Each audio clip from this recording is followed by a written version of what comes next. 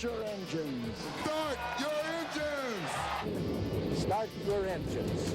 Start your engines! That is a tough act to follow. A skill, I guess, like anything else, and seems like just like everything else at this track, even the commands are the best in Daytona. TNT's own Kyle Petty slated to give the command tonight. We'll get to that shortly, but first we're going to track trackside. We start with Matt Yoakum. Matt?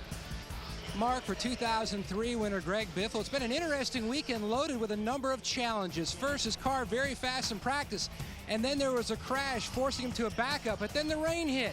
Without a lap on the racetrack, that meant NASCAR rules sent him to the back for tonight's race. Now, as crew chief Greg Irwin cautiously optimistic, they put that practice setup under this brand new race car. The concerns now, the lingering tire issues, which we've been documenting all weekend here in Daytona, and just new car blues. Let's go to Lindsay Zarniak. Matt, Jeff Gordon is banging, not even knocking on his second Cup win of this season. In the last 4 races, he has finished inside the top 10, so now he comes to a track where he has won 3 times in July. They changed a heck of a lot in his race car over the weekend, but finally got it to a place where Jeff feels very, very comfortable. He's sure to be a challenge here tonight out of that Mount Zinger. No doubt about it, Lindsay. You talk about Jeff Burton, he's a guy that wants to forget the month of June. 3 consecutive finishes outside the top 25, dropped him from 10th to 16th in the standings. He's 108 points out of 12 with a handful of races to go until the chase. He hopes he can get to victory lane tonight and turn the momentum. Marty? Adam, you may remember the last restrictor plate race at Talladega. Tony Stewart started 29th and hung out in the back all day. I talked to him moments ago. He said tonight, that is not the plan. Why? Because he starts first, and he said the car plenty good enough to stay out front, and the best place to avoid an accident at a restrictor plate racetrack if you're in the front, and that's where Tony Stewart plans to keep the 14 car tonight. Let's hear from our crew chief, Larry Mack.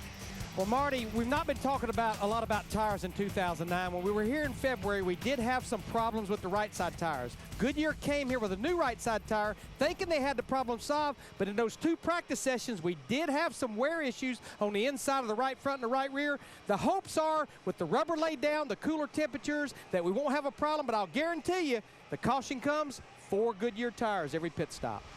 All right, thanks very much, Larry. You know, tonight the drivers paid tribute to a legend, honoring Richard Petty on the 25th anniversary of his 200th win. Now it's their turn to take center stage, and we will see a smile like no other, the smile of a driver in victory lane at Daytona. Time to go trackside for the command. Race fans, it's time for those most famous words in motorsports. Here to give the command, please welcome proud Coca-Cola Racing family member, Kyle Petty.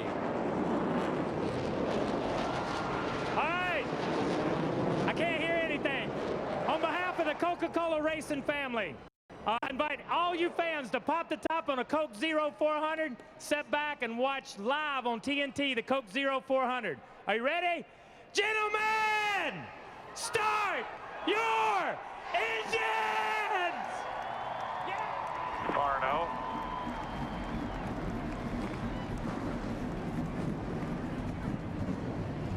What a great night for the Petty family. Kyle now going to make his way up to the booth, see if he still has his voice to call tonight's race here on TNT. We're going to take a quick break as TNT revs up its engine. Next, it's the Coke Zero 400 with wide open coverage.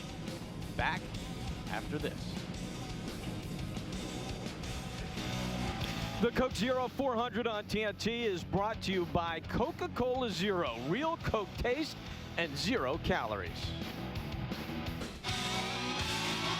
Nobody's gonna take my car. I'm gonna race into the ground. Nobody's gonna be my car. It's gonna break the speed of sound. Oh, it's a killing machine. It's got everything. Like a driving power, big fat tires and everything.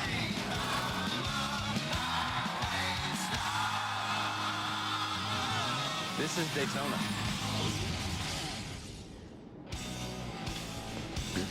As we flip the switch to our wide open coverage, it's time to light the fuse on a 4th of July holiday tradition as only NASCAR can. The Coke Zero 400 under the lights from the famed Daytona International Speedway, live on TNT.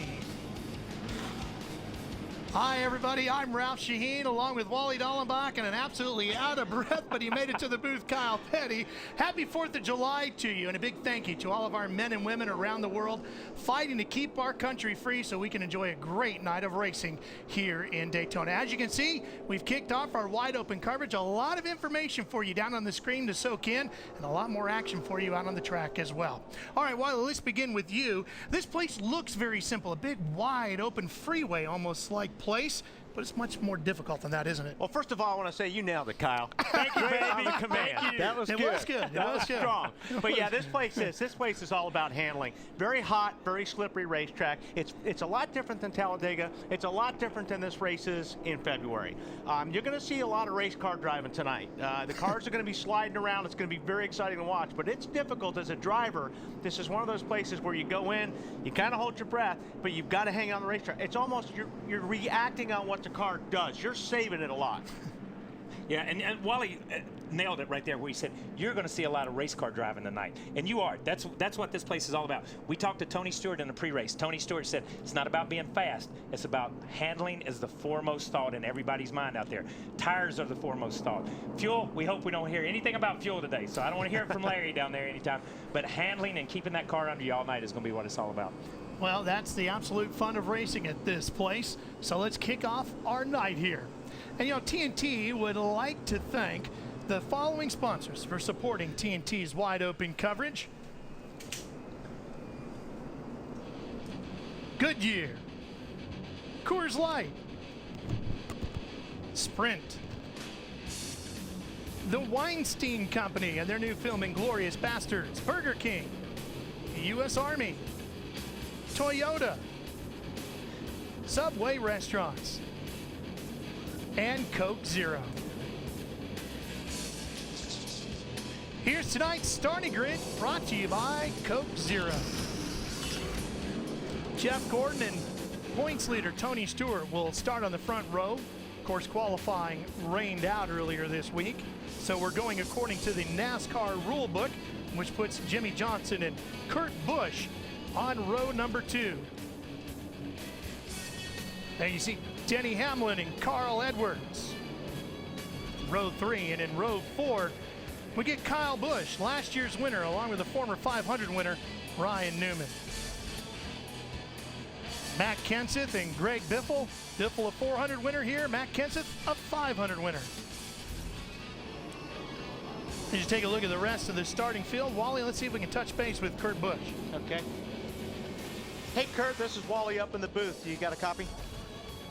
10-4, Wally, go ahead. All right, man, I'll tell you what. Last 6 races, you have scored more points at Daytona than any other driver. You finished second here twice. You obviously like this because you sure run well here. Can this be the night? I hope so, Wally. I think scoring the most points means I just missed the most wrecks. But, you know, to have a good car, it starts back at the race shop. I want to thank all my guys watching tonight, all of our viewers that root for the Miller Lite Dodge. This is as good a car as any, and we hope to bring it home tonight. Be safe and good luck, Kurt. Be fun to watch. 10-4, thanks, guys. Field making their way down the backstretch, warming things up, and let's check in with our crew chief. Here's Larry McReynolds. Well, Ralph, we're getting ready for 400 miles at one of the fastest racetracks that we go to. You heard Wally and Kyle talking about, you know, this is a fast racetrack, but the fact I can guarantee you the driver that goes to victory lane tonight, he's not going to talk about how fast his car was. He's going to talk about how great his car handled. Now, there was a crew chief in February. The car started dead last back in the 43rd position, and he never lost the concept of making that car drive good, and Matt Yoakum is with the 2009 Daytona 500 Championship crew chief. 5 months ago, Larry Mack, Drew Blickensderfer went to victory lane. 5 months later, handling is still important. How close setup-wise are you to the car that went to victory lane here? We're real close. We did some things to look for some downforce in our car, so we basically had the same kind of setup and look to try and get the car stuck a little more to the racetrack since it's going to be a lot warmer than it was in February. This team very dominant here at Daytona. The last 2 races, finishes of 3rd and 1st. Ralph? All right, Matt, you know, this is a Coke Zero 400 powered by Coca-Cola, and it's a good thing they ended up naming it the Coke Zero 400 powered by Coca-Cola rather than what these two guys from Coke were trying to do. Take a look. So last year, we were a little miffed that you guys were promoting Coke Zero instead of Coke. Yeah, see, first Coke Zero stole our great Coke taste, then it stole our drivers. But hey, we're past that, and moving forward. We're glad you're promoting the incredible Coke taste of Coke Zero. In fact, we'd like to help. What is the one part of a car that no one has bothered to use for sponsorship yet? Look at that. That screams Coke Zero. You're out of your mind. But you haven't even tried it yet. Now, would that be safe? I don't know if it's a 100% rating of safety, but you're doing 200 miles an hour, so you made some choices to begin with. Coke Zero tastes like Coke, and now you claim you're both okay with it. Oh, yeah. Very okay. It's really dark in there. Well, are you a NASCAR driver or a NASCAR driver? You can't see. Oh, I'd like to be able to see. Yeah. I'm like, oh, where's the track? Where am I going? Yeah. What the heck? I like that one. I love that. Congratulations, Adam M. of Florida. You're the first grand prize winner in the Coke Zero Real Taste of NASCAR sweepstakes. You'll be taking a few heart-pounding 160-mile-per-hour laps with a member of the Coca-Cola racing family at Atlanta Motor Speedway this fall. Verification instructions and details on how to claim your prize have been sent to your email from My Coke Rewards. Stay tuned. 3 more winners will be announced tonight.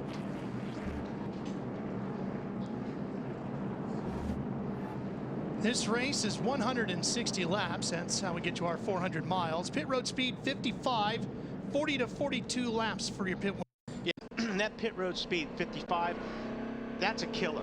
I mean, when you're coming off a racetrack, run 185, 190 miles per hour, that's really difficult. You probably see some guys getting out speeding.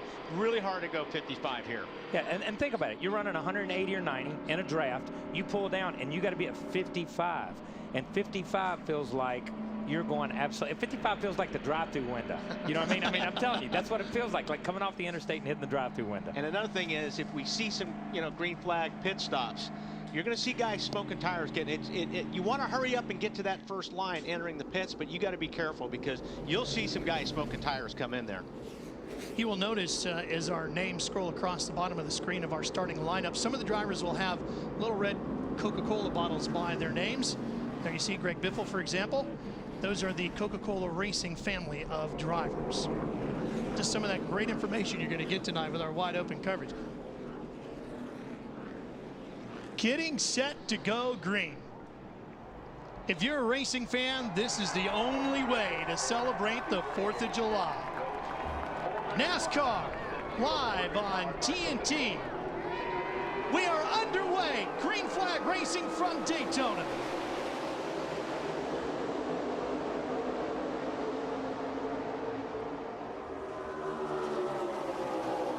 I guess the bump drafting has started going into turn 1 with the 2 right tucked up under the 24 there. Well, this is the best of handling the cars are going to handle all night long.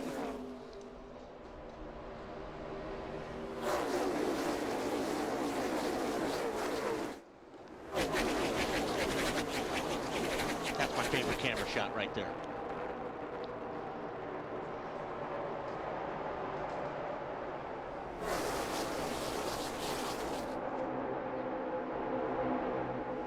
Whoa, 2 car already a little bit sideways.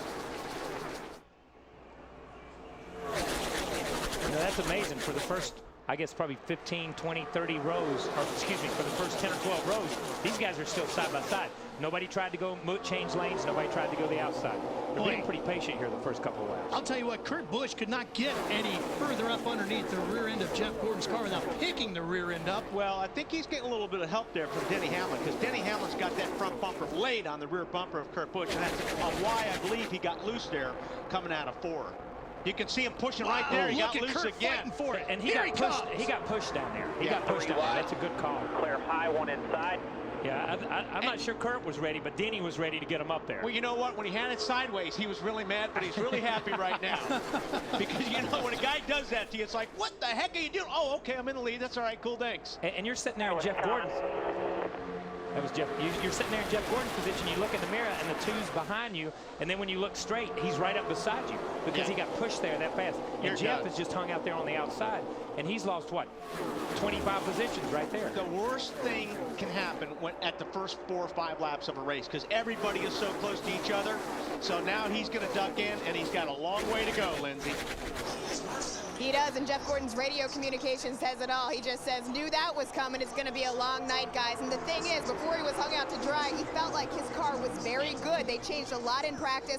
His crew chief, Steve Letarte, told me they changed the front geometry, the shocks, the springs, got it very close to the setup they had in February when he finished 4th in the Bud Shootout. I'll tell you what, Kurt Busch has got to be telling his guys, hey, tell 11 to get off me. I mean, it's one thing getting pushed on the straightaway, but I'll tell you what, you don't want to get hit in the corners because it's just turning you sideways, Matty.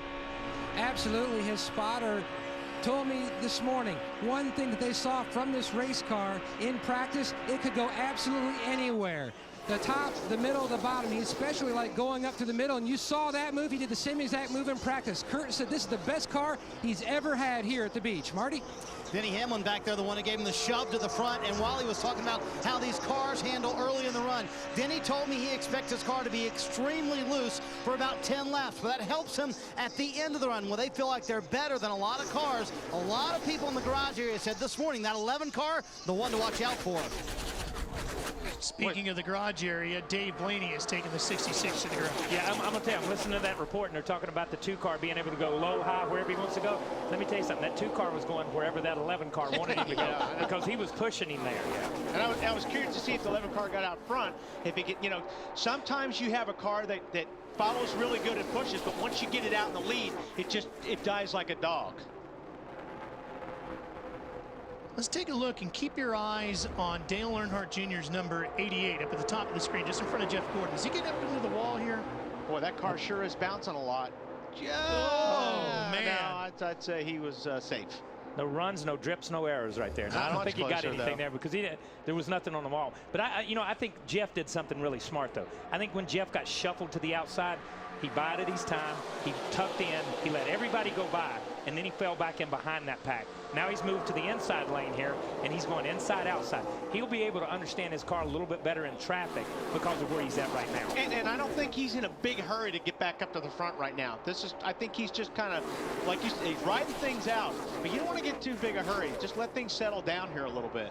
But how fast do you need to get yourself to a safe spot in the pack, though? There is no safe spot. There's no safe spot in this pack. I mean, really, it can happen anywhere. Unless you're up front in the top 2 or 3 cars, you may as well be back in the last 2 or 3 cars. Yeah, but you do feel more comfortable racing with certain guys, don't you? Yeah, but these guys, these are 43 of the best drivers in the world. I don't care what anybody says. So there are better places to be, but I agree with him. At Daytona, there is no safe place to be. It can happen at any time, anywhere.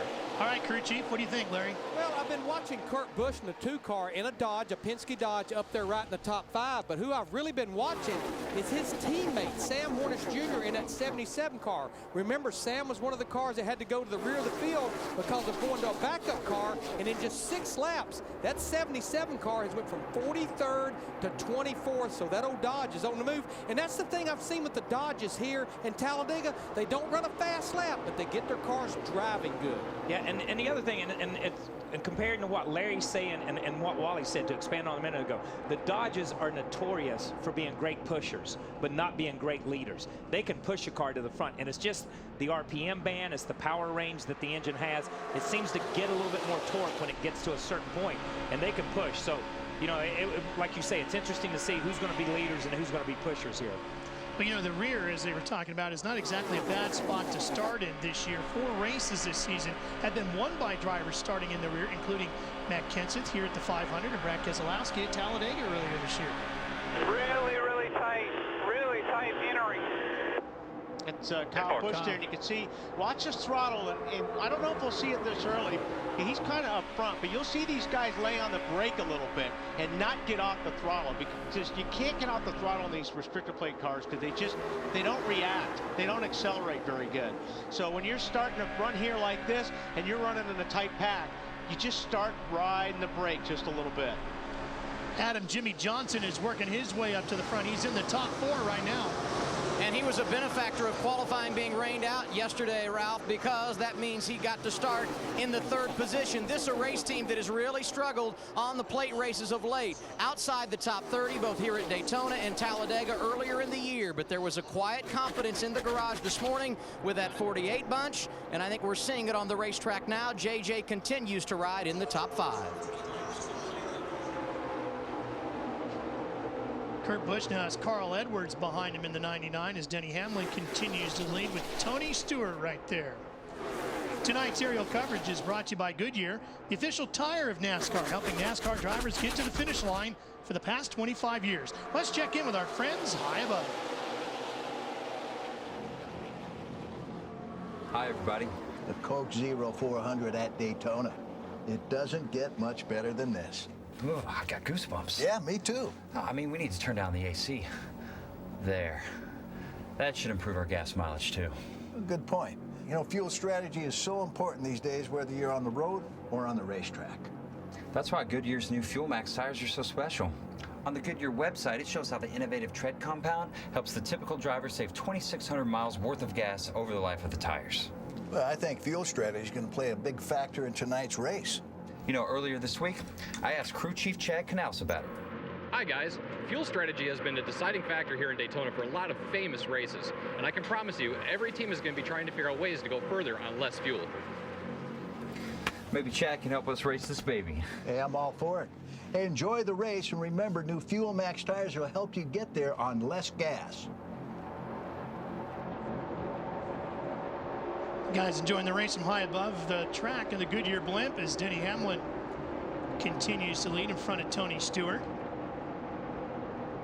Boy, the images from outside watching it this way, and then when you cut to the onboard camera, especially through the corners, such a different look at how this race unfolds. It really is. It's a big difference when, you know, it looks like these cars are just glued to the racetrack right here. If you look at them, like, yeah, you know, this doesn't look tough.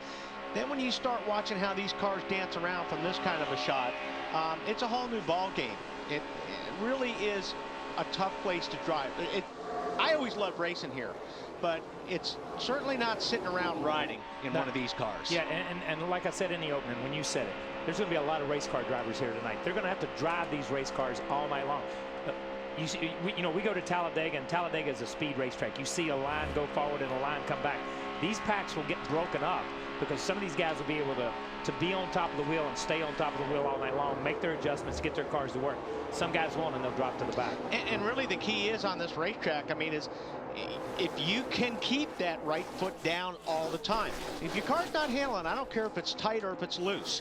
You always crack the throttle to let that car recover a little bit. If you can keep the gas pedal down all the way to your pit stop, you are going to be in a good position to win this race. Well, speaking of position, you can see the guys that are moving up through the field at the bottom of our screen there. Sam Hornish Jr. has been slicing his way through the pack.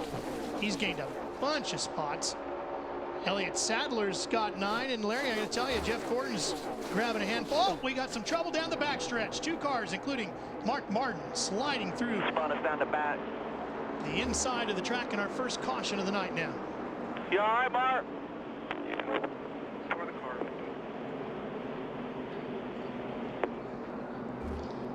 Got a lot of got a lot of front. A lot of front damage is what he was trying to say here. Let's try to get a look. You see the 17 car up there, and I think Mark was just trying to slide up there in front of Matt, and that was just a close call, and an inch would have done it. Yeah, and Look at you Montoya. Whoa! Almost made it. But you look at Matt, that's 2 cars coming from 2 different angles to the same spot on the racetrack. And, you know, it's one of those deals that's give and take, and I don't think Matt thought that he was going to come up that quick either. I hate that for Mark, man. Yeah, he was running 6th and 9th in the points coming into tonight. See Matt up on the high side, and he's got a pretty good run there. I think Mark just closed up on him a little bit quicker than he realized. I tell you, Montoya did a really nice job there. That could have been big. Yeah. And you know, he got down through the grass, and we'll have to see what it did to his splitter. This is going to give you a really good idea of what it really looked like. If you're running up high, all of a sudden you've got a pretty good run, and you've got a lot of room in between Mark and the wall. and it just closes up. And you hear Matt got out of the throttle. He did. So he did try to cut Mark some slack, but it just wasn't enough. And one thing that happens when you're in Mark's position, I'm going to say this, and you know this, Wally, when you're on that inside and you got that wheel cut and you start up the racetrack, sometimes the car will begin to take off, and if you let off that gas, the car takes off twice as bad. You're right. It just takes off twice as bad. It loses the nose and it flies the nose. And I think Matt let off, Mark probably let off a little bit. But if you notice that white line in that replay, there's not a car length above that white line. Matt was as high as he could go. Mark came up, and they just were fighting for the same place on the racetrack. And that's one of the weird things. It's so much different here at Daytona than Talladega. Exactly what Kyle said. It's almost like you've got to keep the thing matted to keep the downforce on the front of the car. If you get off the throttle, you lose a little bit of that downforce on the front. And especially in turn 2, these cars will take off on you. 5 laps, you could just nail it, and then all of a sudden, the car take off on you. All right, Matt, first round of pit stops. You get the first call. Mr. Second Place, the Blue Deuce. Kurt Busch peels off to his pit box. Slides right through his pit box. Locked him up. He's caught the air hose. Now backing up. This is going to be costly for Kurt Busch. A lot of spotters try to remind their drivers when they come in off the banking to make sure they don't lock up. Let's go further up pit road. Jimmy Johnson tight in traffic, Matt. He has brought his car to a stop. It will be 4 tires and fuel. You see it happening top left of your screen. They will also make an adjustment, Marty. Denny Hamlin top and middle of your screen. The car was a little bit too tight for Hamlin. Half round of wedge out of the left side. He will win the race. Actually, Tony Stewart will win the race off pit road. Stewart was a little bit tight as well. An air pressure adjustment for Stewart as he leaves pit road. Well, I tell you, I think that's going to cost Kurt Busch about 15, maybe 20 positions that slide through the pits. That's a little tough this early, right? You know what I mean? But at least he's got time to recover from it. You're watching wide open coverage of the Coke Zero 400 on TNT.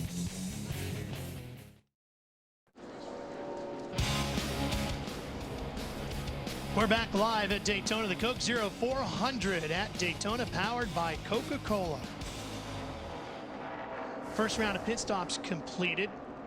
And Kyle, you picked up on something in that Kurt Busch incident on pit road that really saved them. Yeah, we were calling the pit stop when he came down pit road, and Matt was doing a great job of calling it. But watch this. This is something you don't practice. The 2 comes in, slides through the pit, and you see the sign guy. He catches the hose and lifts the hose up so that he doesn't run over the hose. He drops it back down in front of him. They go on and finish their pit stop. That is truly amazing to be that much on your feet. You see it again. See the sign right there? You see the guy run out with the hose. Boom! He runs through the sign. You heard it hit right there. He's got the hose up in the air. He drops it back down. Pit stop continues. That's where a team, when something happens bad, you adjust to it quickly. And you lose time, but you don't lose as much as what he would have running over it, the penalty of running over a hose, and everything else that goes along with that. Well, you see Kurt's crew being listed at the bottom of the screen, all led by Pat Tryson. And they didn't have the pit sign guy's name on there, so we need to get those guys back on there because he's a hero. That's impressive. The front tire guy and the pit sign guy, that's impressive for those 2 to work together like that. Okay, our first look at the double file restart now on a super speedway. And Hamlin took, that's I probably figured he would take the outside. Or wait, Stewart, did he come out of the pits first? Stewart's actually the leader, so and he went to the inside. So I guess I might be a little bit surprised about that. But we're back green. Yeah, I would be a little bit surprised about that, taking the inside, especially after the start of the race when he got beat off the line. And the 2 and the 24 went to the front. The 11 car didn't get a great restart there on the outside.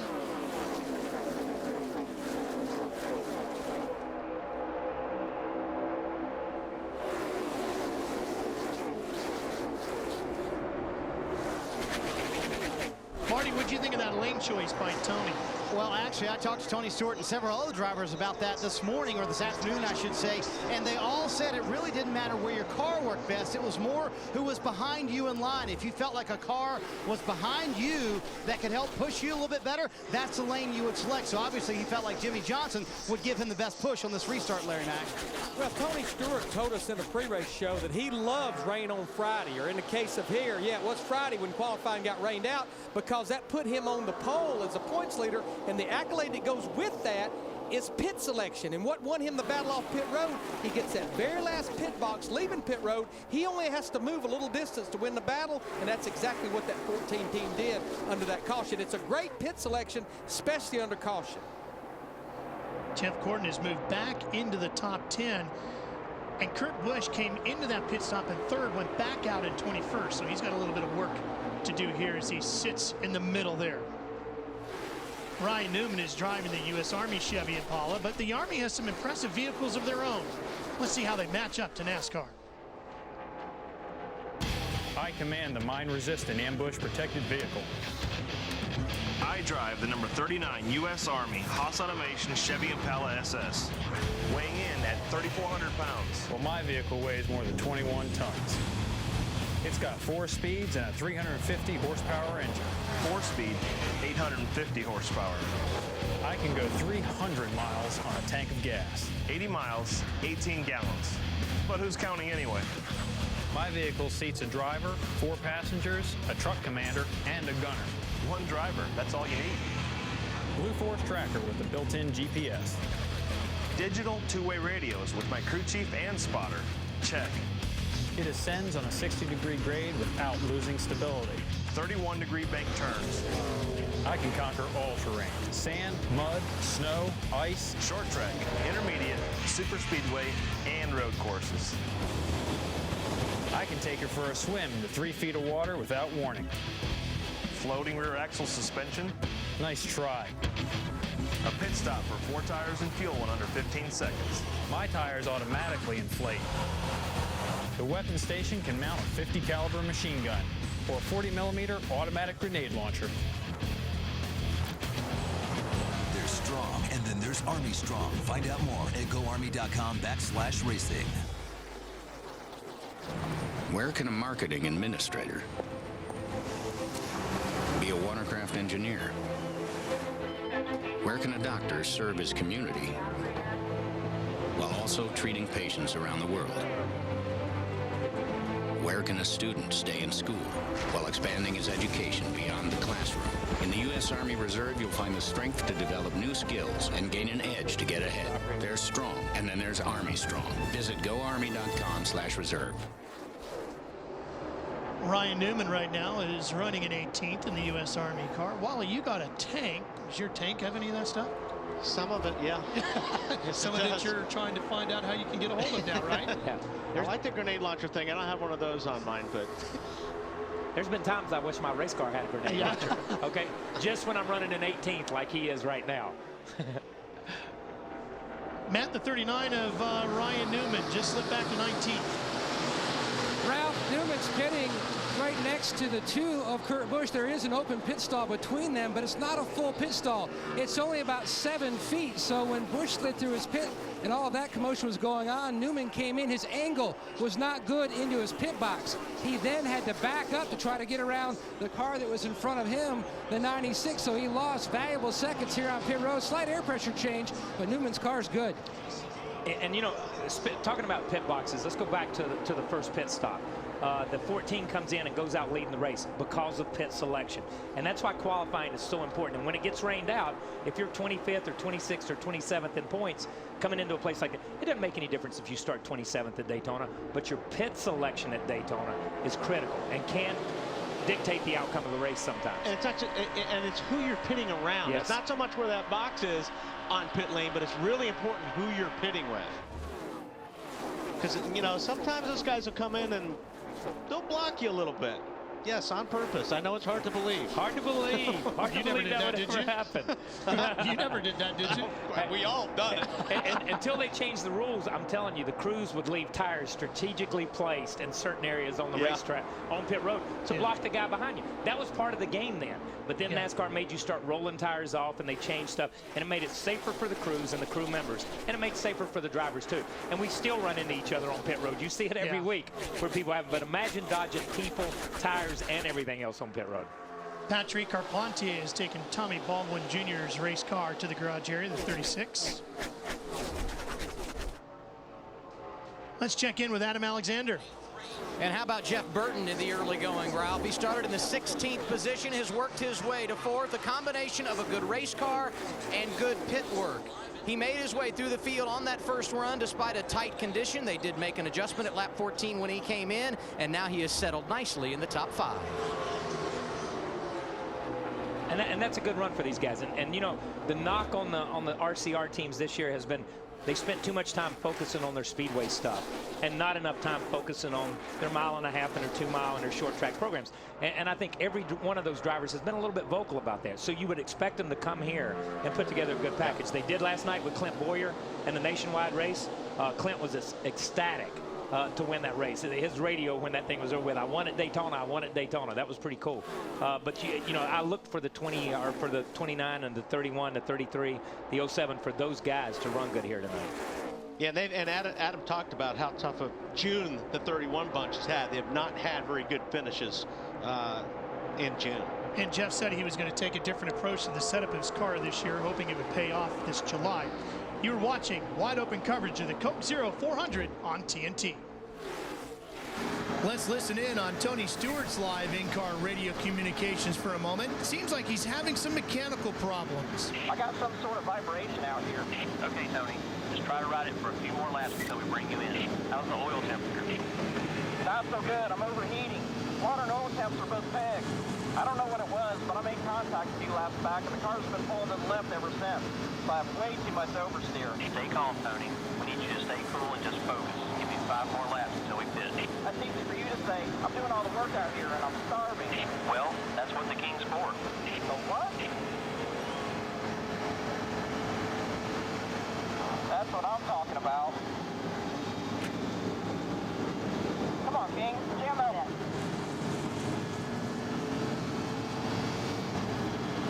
Guys, we gotta modify this helmet. Hold that still, King.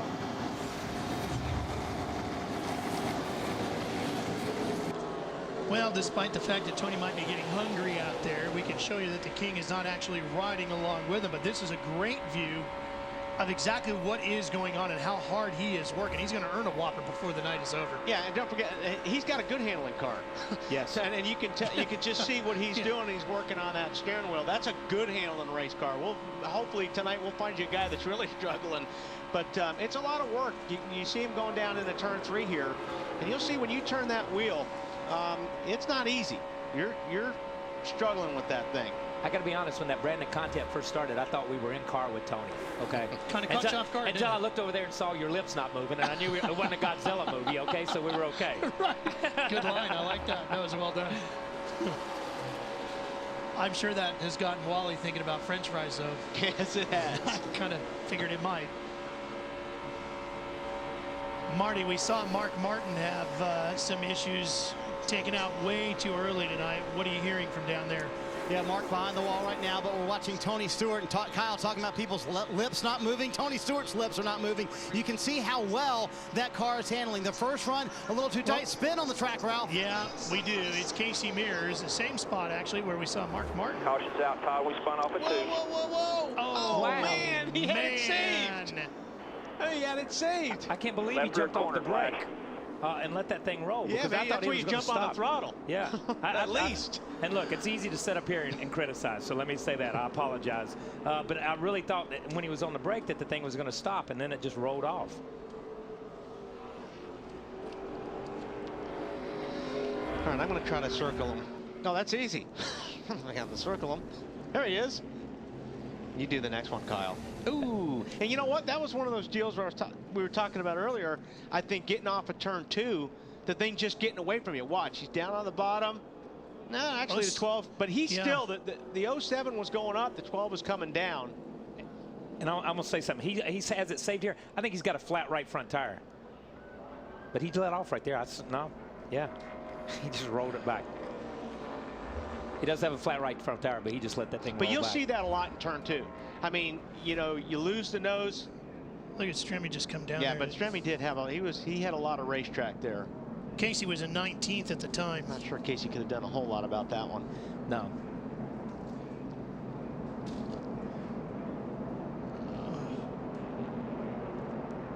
I got it. I don't got it.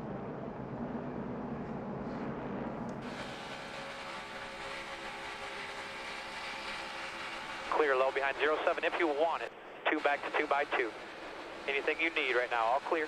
Wow. That was a great angle. That really showed that the 12 car just took up all the racetrack, and Casey couldn't do a whole lot about that. Casey could do nothing there. The 12 car changed lanes. It's like, I don't know where the 12 car thought he was on the racetrack or if it bounced and it took off that way, but I mean, he come down a half lane. And if it wasn't for the 07, it would have been the 12 car spinning down on the infield and probably hitting the wall. Yeah. Because the 07 straightened him out. Well, you've said that a lot of times these things can just take off on you, too. And that's exactly, especially in turn 2, that's the hardest corner on this racetrack. Second caution, second time down pit road, Matt. Matt Kenseth apologizing profusely for the incident with the 5 of Mark Martin. They had to pull out the fender on the left front. The car very good. Really doesn't want any changes to that 17. Adam? Jimmy Johnson said the car started balanced, then it went tight. Not as bad as the first run. 4 tires fuel. They will make an adjustment. Their service being completed. Top left of your screen, Marty Snyder. Denny Hamlin in the middle on the top of the screen says the car is too tight. They're actually going to add a piece of tape to the grill. They also make an air pressure and a wedge adjustment for Denny Hamlin. Tony Stewart said, I want more of what you gave me last time. Half pound in the right rear, also up on the track bar. And once again, hold serve here on pit road, Ralph. Great job by that crew on the 14. 26, Jamie McMurray. Grass, yep.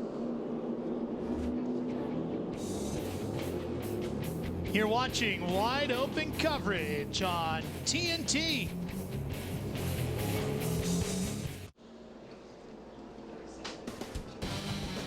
Back to a beautiful night here in Daytona for the Coke 0400, powered by Coca-Cola. Pretty 4th of July. And you see Tony Stewart up at the front of the field.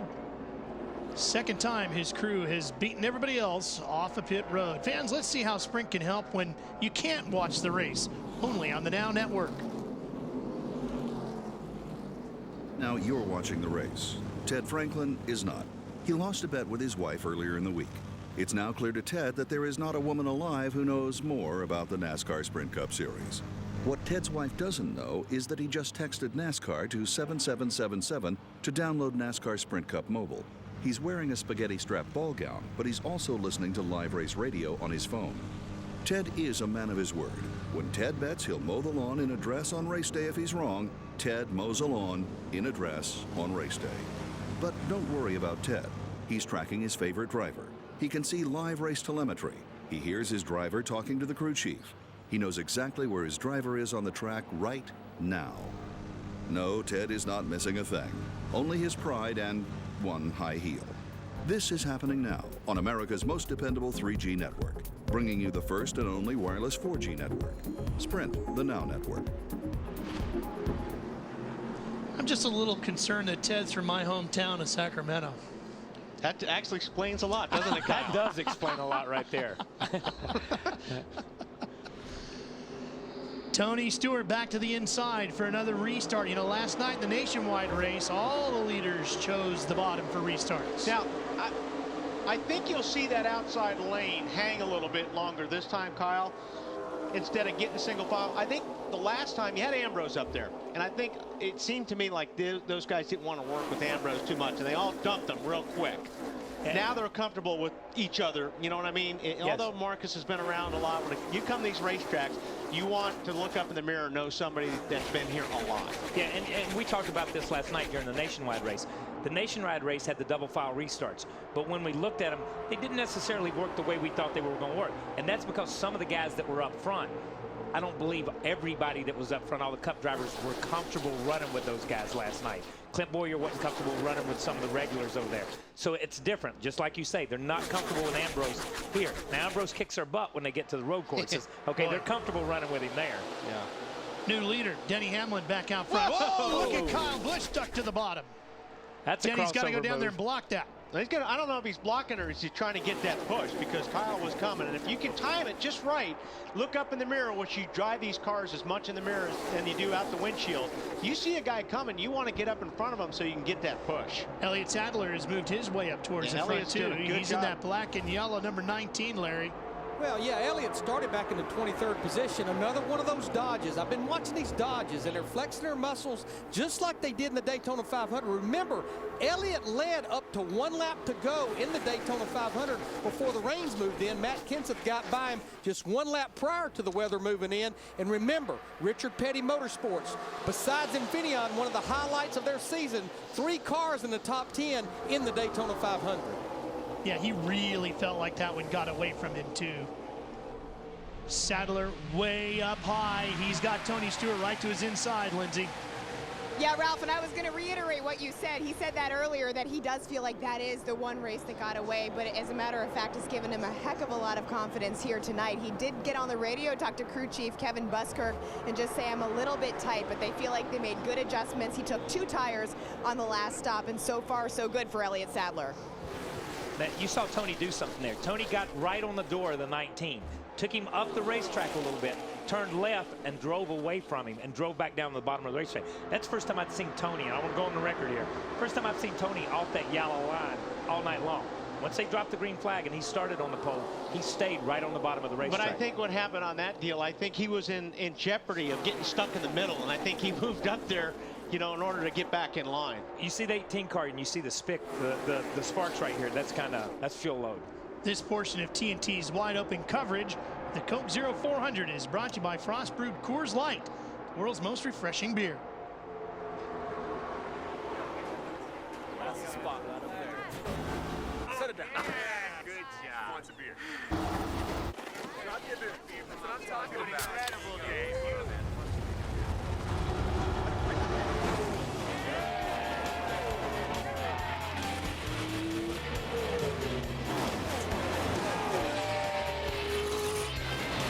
Hottest sport meets the world's most refreshing beer. Frost Brewed Coors Light, the official beer of NASCAR. 3 wide, deep through there. In that middle lane. Not where you want to be, and look at what's happening to Casey Kane. It gives you a quick indication of why you don't want to be there. Yeah, you're right. It's crazy back here right now. And this is what we were talking about earlier, where these cars start dancing around, and you get a run. You really have to be careful, and you don't want to be in the middle here, Ralph. You're right. You're looking for a spot. You're looking for that spotter to go clear. Now he's in line again. Outside 33. And breathing. Clear. Because you're holding your breath when you're in the middle like that. Trust me. Well, I'll tell you, when you watch it, you hold your breath for the guys. Joey Logano's, who we're riding with, who finished 4th last night in the nationwide race, only got 40 laps in the Daytona 500. So in the Cup cars, not a lot of experience for Joey Logano here on the big Speedway at Daytona. Now we're riding Dale Earnhardt Jr. Now watch the run Dale gets. You know, he gets up high there, and look at this. See the run he gets when he runs that high line? And if you time it and it all works out right, you make up a lot of position. He never lifted the throttle. No. And that's what we're talking about earlier. You've got to stay on the gas here, even if it means bumping somebody, because you get off the throttle, you lose everything you worked for. I'm telling you, as a driver here, you just about want to wear a mouthpiece because your teeth are sore when the night's over with from people banging on your bumper. But that's part of the racing here, because you saw him come off the corner, get that run. He couldn't go the inside because the 99's on his left rear quarter panel right there. He can't tuck back across there, but he's got to bang on the guy in front of him to keep him moving forward.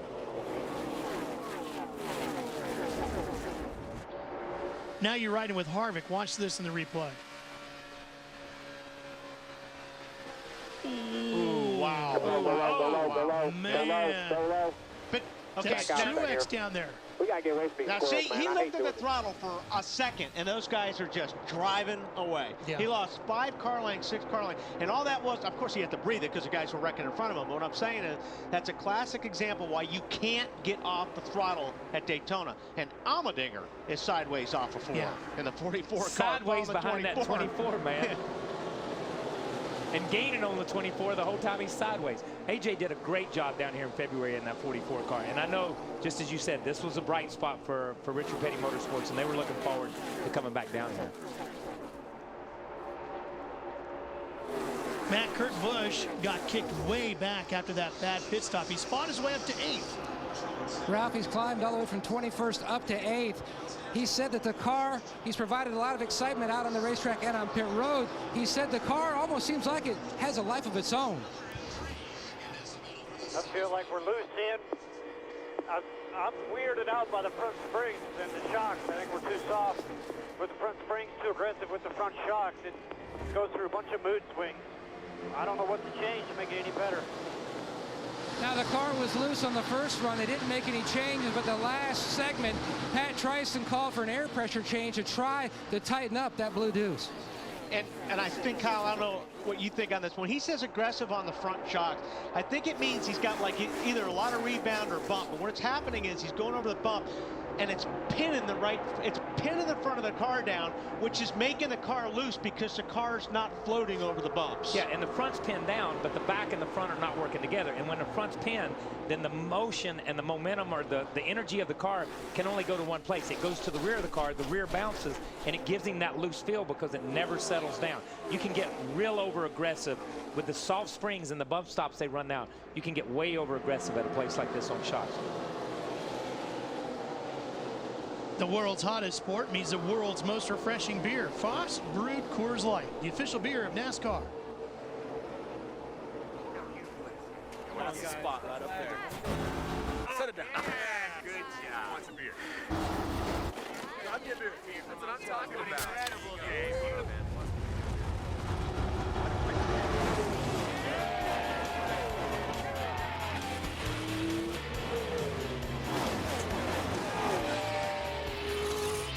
The world's hottest sport meets the world's most refreshing beer. Frost Brewed Coors Light, the official beer of NASCAR.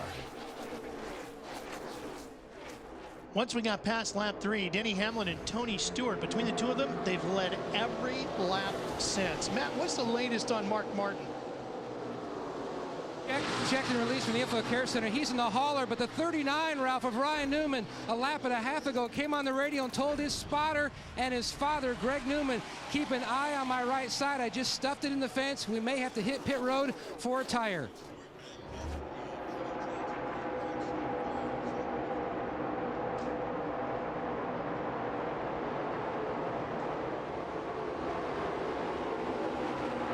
I know we're all looking to see if we can see something on Newman's car. Yeah, Here, maybe we can. He's just going to settle in right now and try to feel this car out. Obviously, he's just going to. You know, that was something we were talking about earlier today in the meeting, how you guys feel things and how long you wait and the different things you hear and feel out of the car. Well, you know, I used to say all the time, you know, your butt never lies. What that race car is telling you, what you're feeling in the seat, you can never second guess. I'll second guess my crew chief. Yeah. I'll second guess the tire guys. I'll second guess everybody, but I won't second guess my butt. If that car feels like it's wrong, then you've got to believe it.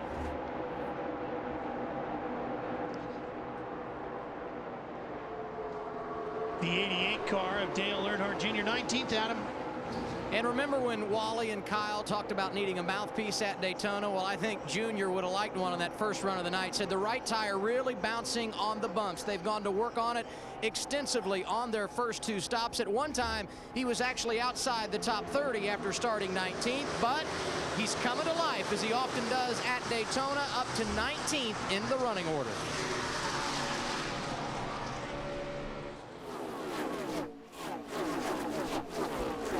Wow, look at that. Diving to the bottom goes the 83 of Vickers to get just in front of him. Look at that 20 car up there next to the wall, man. It's like he was using it. But I want to say something about these cars. Since we've gone to these cars, and we were talking about Ryan Newman a minute ago, one thing NASCAR has done, they've put so much padding and so much bracing in the right side of these cars that the sides don't cave in like they did. We saw Michael Waltrip get into an accident on pit road during the Nationwide race last night. Caved the car in. Looked like it drove the frame rail in. These cars, they've got about 2.5 foot or 2 foot of padding, or I guess it's an insulation. It's like a foam in the right side. And the doors don't cave in, so they don't lose their structure. And as we look at the 39 car, you get a decent view of him. Yeah, it's scraped up, but it doesn't look. But what it doesn't do is when you hit that right rear and it moves that rear to the left, that changes the handling of the car. Lindsay, the 42 of Juan Pablo Montoya visited pit road. What'd they do? Well, you guys take a look at this tire. This is the right front tire. Juan said he felt there was a problem. He felt it possibly going down, and take a look at that shredding that you see on the outside. They brought him in. They had no other choice. They gave him new tires, and look at that. Right now, their focus is on staying back on that lead lap, guys. Yeah, I don't think he's going to stay on the lead lap, Lindsay, but at least he will be the only car one lap down. So if the caution does come out, he'll get it. But these guys will run him down. Oh, yeah, they're going to get him eventually. But, you know, I was talking to a guy in the garage here, one of the drivers, and you know, he said the first practice, the racetrack was green, and they wore the right rear a little bit. When they went to the night practice, then it seemed that most of the pressure was on the right front. He said he ran about 10 or 12 laps, and he heard a ticking sound, He stayed out there for about 3 laps, came in, and his tire looked exactly like that tire. You see the tire comes apart, and it begins to tick and to hit the fender. And just like you said, always believe what your butt tells you. Yeah. That's Montoya believing what he felt through the steering wheel and what he felt in his rear end. And you look at that tire that Lindsey just showed us. I mean, you know, once they get to that point, they go fast. You know what I mean? You'll feel the car sliding and you'll know something's wrong. It's like, all right, I got to come in.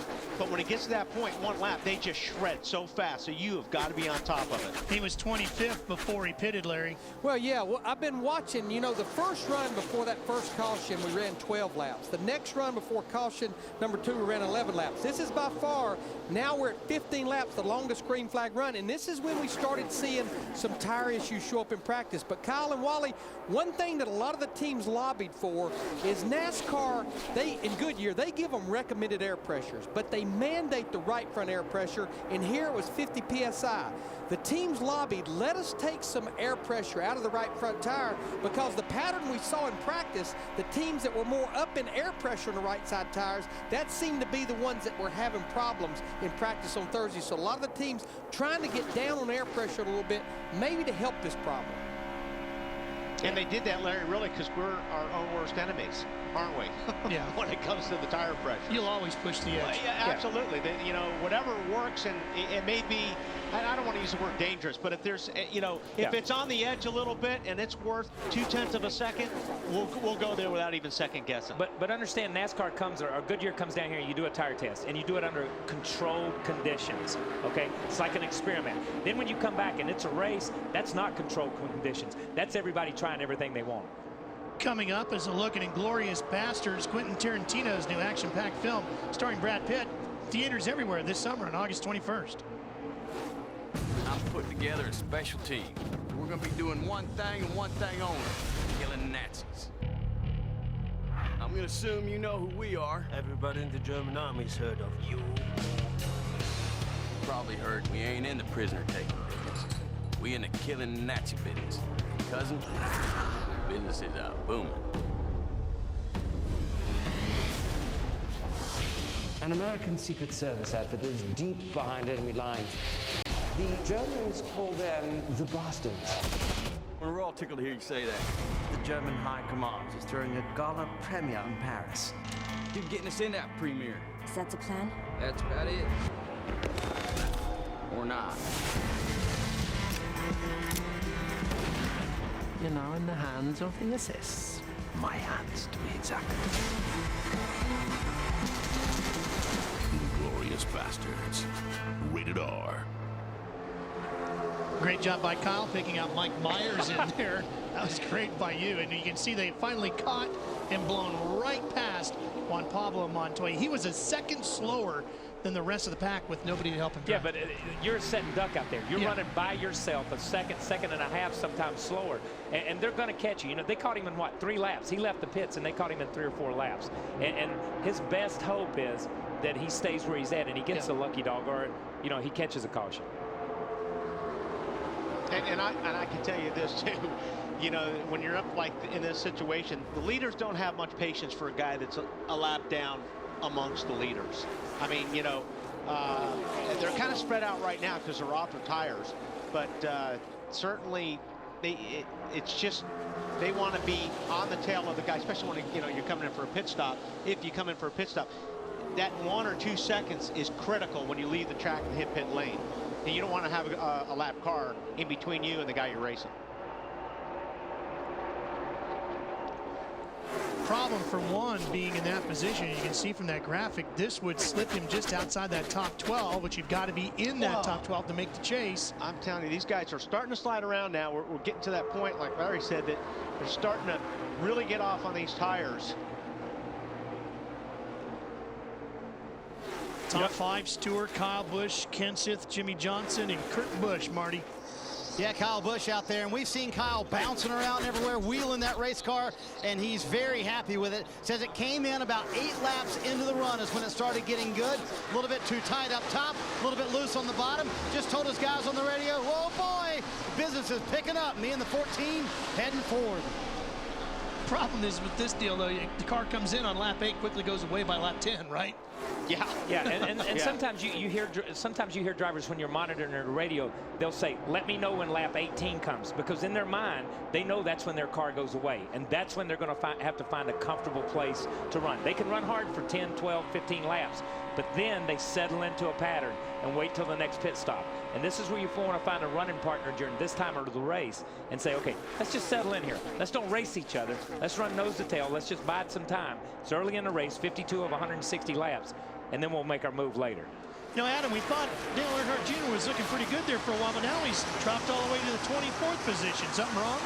I guess that's what I get to have an optimistic attitude, Ralph, because he has dropped back, as you said, to the 24th position. He came on the radio and said, I'm going to blow a tire. This thing is so tight. He's dealing with handling issues. We talked about it from the outset. You must handle well to win at Daytona. It's been a struggle this evening for the 88 bunch. And we touched on it as we listen to him going to the corner. Let's just listen to the throttle, because this is where you start getting off the throttle when your car is not handling. Let's just ride with him here a little bit. He's got a lot of... Yeah, see, he's backing off the throttle, and that tells you that his car's not handling, because if he just stayed on the gas, he'd go up and hit the wall. So he's basically rolling off the throttle, letting the car grip. When he feels like the car's got grip, then he's getting back in the throttle. So this is where these guys really start driving. And like he says, my car's pushing. That's hard on the right front, because you're easing off of it, letting the car turn into the corner, load that right front, then you're standing in the gas, and you're really forcing the issue on that right front. So you're not letting off of it, letting it breathe in the middle. You're still hammering it all the way through the corner. Let it take a set. You let it take a set, and then you just stand on that right front. So that's where he says, I got to get off this right front at some point in time tonight. I'm sorry. I was just going to say, at this point, you know, when you're doing it, and this is a terrible thing to say, but you're hoping somebody else blows a tire before you. Oh, yeah. That's all you're hoping right now. If it happens, you hope it's somebody else. And from a driver's standpoint, it is always somebody else until it happens to you. Fans Fast Food doesn't have to slow you down. Race over to Subway restaurants today for a sweet onion chicken teriyaki. Welcome back to NASCAR on TNT Live. Mark Fine alongside Larry McReynolds and Wally Dallenbach. And guys, what a race we have for fans today. Wally, let's get right into it. A lot of strategy in this race. What should we be looking for? Well, I think it's always going to be about fuel strategy. Man, am I hungry. I knew I should have eaten something earlier. How long is this race? 400 miles. Man, there's no way I can make it that long. You know what would be good right now? A delicious, fresh Subway sandwich. And we're clear. 2 minutes, guys. Back in 2 minutes.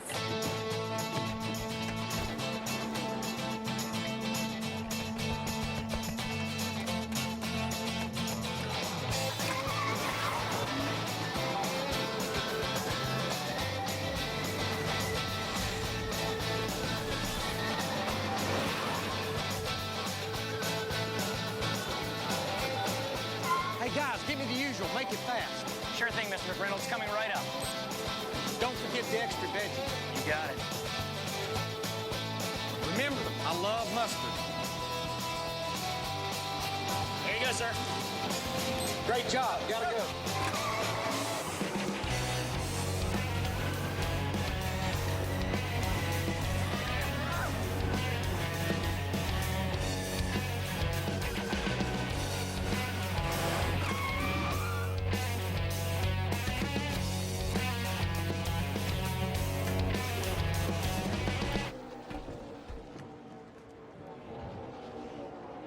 And we're back. Welcome back to NASCAR on TNT Live. Mark Fine again alongside Larry McReynolds and Wally Dallenbach. And again, guys, we talked fuel, going to be such a big part of the race today.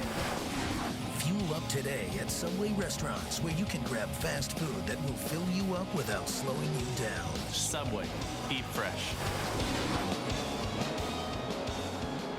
Matt Kenseth had dove to pit road. He was running third at the time, and the third caution is now out. This would be perfect for him, because he's pitted already, and he was on pit lane already, and all those guys are going to come in and pit, so this should put him in front. I saw something fly off up in the air. It's off of Sam Hornish. Was that a tire? Looks like it. That was a Looks tire. like a right rear. Yeah. And there it was. Montoya. We knew it was coming. So. Don't forget, Montoya Eventually. now is going to take advantage of that. He'll get right. the lucky dog. And look how it's torn the side. Absolutely.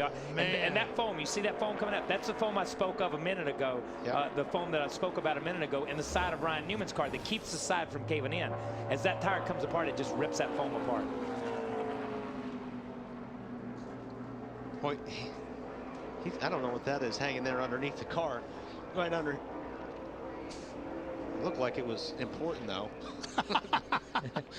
Whatever it was. It's like when you put it together, you have that piece left over. He was running 10th, Matt, on the 77. Drew Blickensderfer talking to the Goodyear engineers about the right rear tire that came off the 17. Much like it was in practice when he had the issue, the center section chunked out in huge long strips about 5 to 6 inches. And they are still talking over, but this was the concern that some teams had after seeing some of the tire issues from practice. The 9 also had some blading on the left front 2 stops ago. On the left front, Matt? Left front. Really?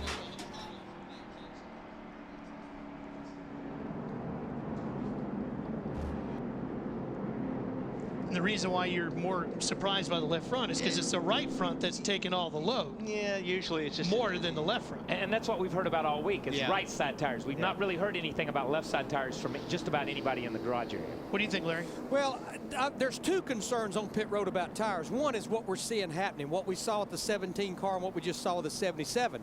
Matt Yoakum and I talked to Drew Blickensderfer this morning. The other concern was the lack of tires. Teams were only allowed 6 sets of tires. And when you think about it, they're fixing to put their 4th set of tires on this race car, and we're still a good 20-something laps of halfway. Well, that's a good point.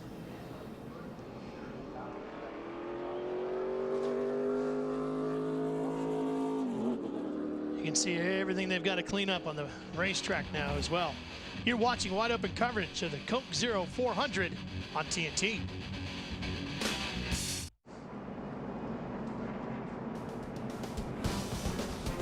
Back to the Coke Zero 400 at Daytona, powered by Coca-Cola. Cars rolling down the backstretch as fireworks are exploding over the back. The grandstands over there on the backstretch. Fireworks going off all the way over on the beach. We can see them all the way from up here. That's the great thing about sitting up here in the booth at Daytona. You can literally see all the way to the Atlantic Ocean where all the resorts and hotels are at. You can see the fireworks going off along the beach. So a lot of these guys might be heading to pit road here, I would think. Oh, yeah, no question, then. They're looking for 4. It's not going to be right sides and fuel. No doubt not about this it. time. Down pit road we go and over to Matt. And Kurt Busch's team, they've worked that loose condition out of his race car. No change is expected for this stop by the Blue Deuce. Nice stop in his box as the crew guys go to work. Let's go further up pit road to Adam. Johnson said on his radio, Matt, that he is good into the corner, but tight off. His crew chief, Chad Canal, said, "You're doing a great job, Johnson. 4 tires, fuel, and a slide adjustment." Marty Snyder. Kyle Busch, top center, says the car is tight in traffic, loose when he was running in second, so he wants no changes on that car. Just 4 tires. Tony Stewart is in the top left corner of your screen. A little bit tight for Stewart. Half pound on the right rear tire to loosen him up, and he easily wins the race off pit road. Tony Stewart's guys have been absolutely on it tonight on pit road. They have gotten him off pit road every time first.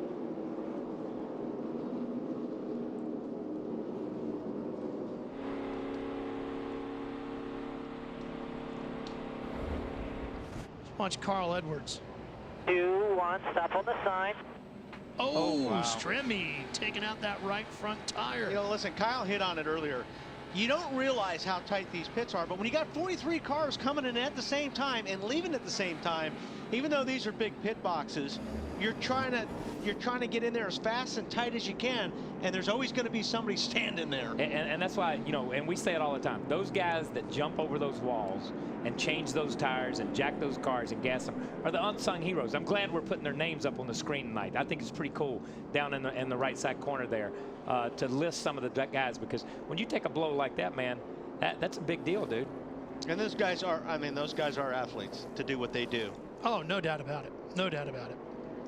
For the latest on Toyota's drivers and racing information, visit ToyotaRacing.com. Toyota, moving forward. Want a driver's autograph? Leave it to the driver seeker. Here's your target. Good luck.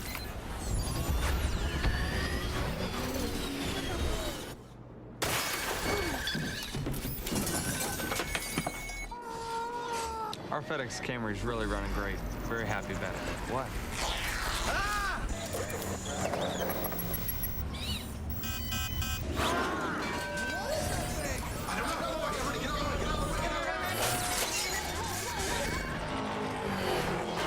There's something on my car. Oh, it's got a peg. Be careful.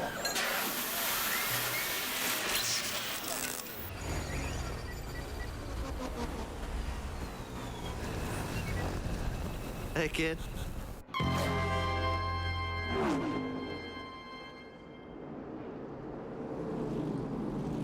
Well, Matt, we're spending a lot of time talking about tires tonight. What's the story with Kurt Busch's tires on the 2? The team and the Goodyear engineers looked over the tires that came off the 2 car. They look great. Now they've got 3 sets left in the pits. When they get down to 2 sets, then they can go to NASCAR and ask Goodyear for more sets. Up until that time, they can't. Now, if teams do fall out, NASCAR is not disallowing teams to pick up tires from other cars that have fallen out. Marty Snyder? And on the other end of the spectrum, Kyle Busch, Tony Stewart, their tires look really good. The right rear on Kyle Busch's car, a little bit chunked in spots, but otherwise very good. Tony Stewart's tires almost impeccable. So it's odd. The guys up front, their tire wear looks terrific. Some of the other guys, not such a good tire wear night. Problem for the 42 of Juan Pablo Montoya. He's being black flagged. They say he's got something hanging. You see it, Wally? Must be on the other side. Yeah, or it's come off the car. Who knows at this stage of the game? But NASCAR obviously saw it. So, but the other side, of the car is the side he got hit in a minute ago. Yeah, that's true. Now, is Robbie sitting there?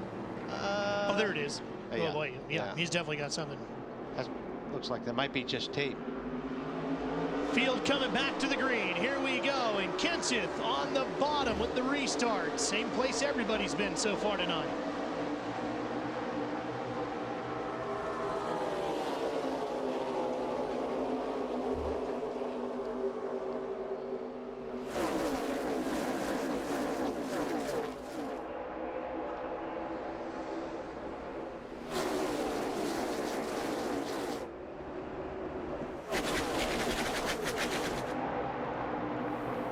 Kenseth had the lead when the green came out, but Larry, he's fighting to hang on right now if he can get a good shove from Hamlin. Yeah, but guys, it was the perfect world for the 17 car because remember, before he made the green flag pit stop, he was running with the leaders. He was on pit road when the caution came out, so when he drove off pit road, he was still on the lead lap. Everyone else had to come in, so basically the problem he had with the tire, it gave him the lead of the race. And you know another thing Larry he dodged the bullet on? He was the only one that came down pit lane. And sometimes that's not the thing to do in a restrictor plate race. Well, again, I think because the caution came out, that's the thing that saved him. If he'd have stayed in there and we were green flag racing, he'd have went a lap down.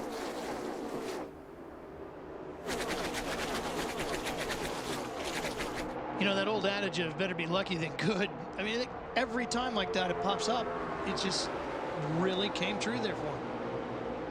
If we can get a shot of the 48, see his hand in there? I've been watching the 48's hand on that steering wheel all night long, and it's spectacular because that thing is just going left to right, left to right. When you see him going through the corner, I don't know what he's saying about his race car, but it looks like it's a handful right now. He's fast, and he's running up front. This is where you want your competitors to, you should wear black gloves so your competitors don't know how bad your car's driving. Because if they can see your hands going everywhere, they're thinking, my God, I got to get away from that guy. Like playing poker, huh? You want to have the sunglasses on so they can't tell? So they can't see your eyes, baby. You're watching wide open coverage of the Coke Zero 400 on TNT. Temperatures. For a couple of weeks, he's having problems with his pitching elbow, and team doctors want him to sit a few games. High pressure system continues to sit over the area, and that's going to mean more.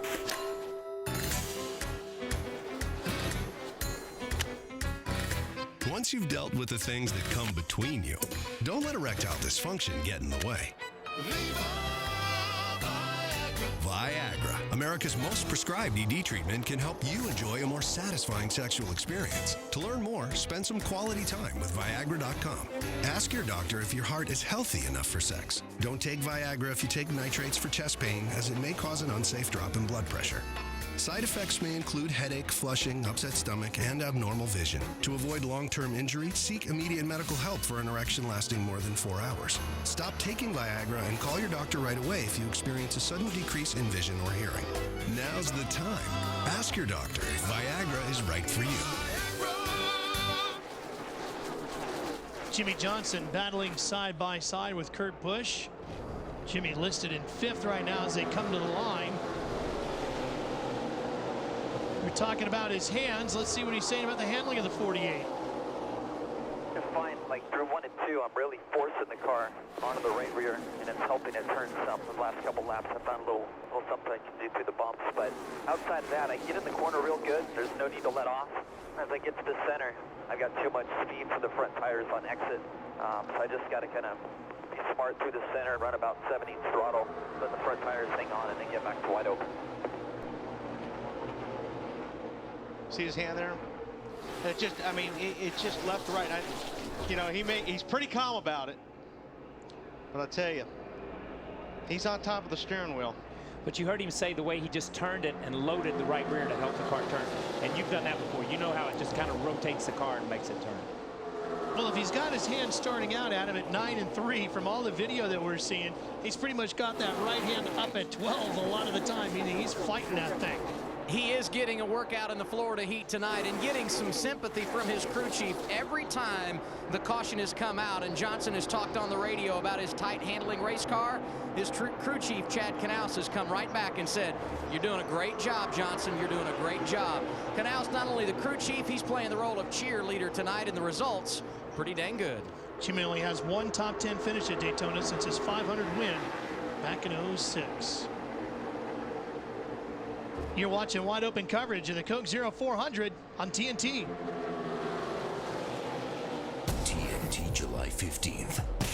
Whoever put you up to this isn't worth it. You've done your job, you can leave right now. Just tell me who you really are. Fed, cop. From executive producer Jerry Bruckheimer. When you live on the edge of the law. I run a special unit, deep cover. What would you sacrifice? I'm not worried about when you come back. I'm worried about who you are when you do. How close would you go? Have to build a case from the inside out. Get in deep. Without going over. They have you on video dumping the body. Dylan McDermott. Your own backyard is the Wild West. In television's most dangerous new world. Dark Blue. New series premiere Wednesday, July 15th at 10. Right after an all-new Leverage on TNT. Denny Hamlin back out front. The 77 of Sam Hornish received a black flag for sheet metal. He's down on pit road, and we're starting to get some reports of some weather in the area. Looks like it's a little bit west of us right now, coming our way over Lake Pearson, kind of making its way in from De Leon Springs. We'll see if it gets here. Kyle, it could slip down below. Marty, we're hoping for the best with that weather, though. Yeah, the Gibbs guys wouldn't mind it coming right now because they're out front. Of course, they would like to get past halfway for that to come. But let's give credit to Joe Gibbs Racing. When it comes to speed and handling at restrictor plate track, they have had it down lately. Kyle Busch obviously winning this race last year. But Denny Hamlin told me this week, someday I'm going to win a plate race. They have run up front. They had one of the best cars in the Daytona 500. Got caught in a wreck on the backstretch.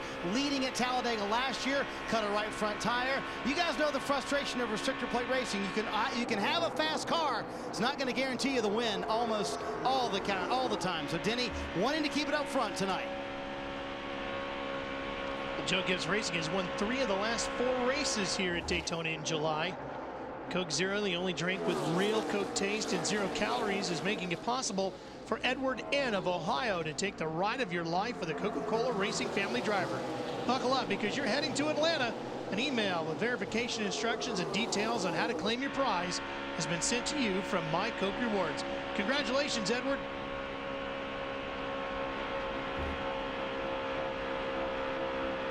There's Tony right on that white line, or right on that yellow line again. You know, but these 4 or 5 cars after every restart, if you look at the 11, you look at the 18, you look at the 14, the 2's been up there, the 48's come and gone.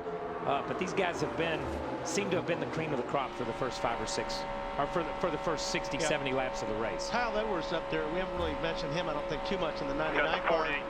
He's actually been making his way up there, making some pretty good moves, so his car looks like it's coming around. Well, between the two of them, Hamlin and Stewart, they've led all but 6 of the laps here tonight.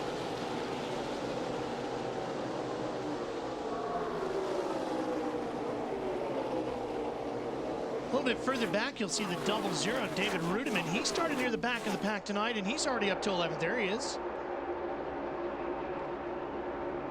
Casey Kane just in front of him, and Elliott Sadler.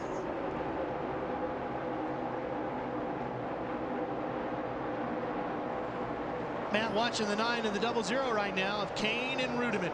Eventful night so far for the 9 of Casey Kane. Back on lap 40, slapped the wall, had his cousin Cole Kane keep an eye out on that right side for a tire rub. Really hasn't affected much of their game plan so far, just a little bit free. Back up front, lead change is Stewart.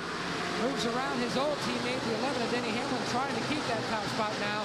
And then to put a period on the 00, his car's been driving very well tonight. No changes on their last 2 stops. Great call on the 99 there, Wally. Here he is 3rd now when he crosses the line that time. 3rd or 4th. I mean, he's just come, like you said, methodically. They've had 2 or 3 times to adjust on that car, to adjust air pressure, whatever. And he's worked his way from where he started. And now he's up here in the front of the pack.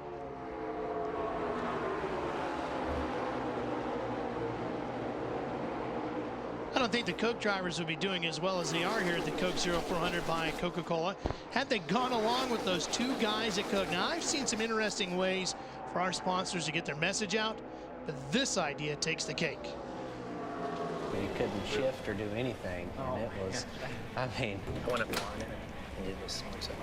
Hey, fellas. Remember us? Matt and Phil from the Coke brand? Ta-da! Now that's tasteful, my friend. Just like the great taste of Coke Zero that they stole from Coca-Cola.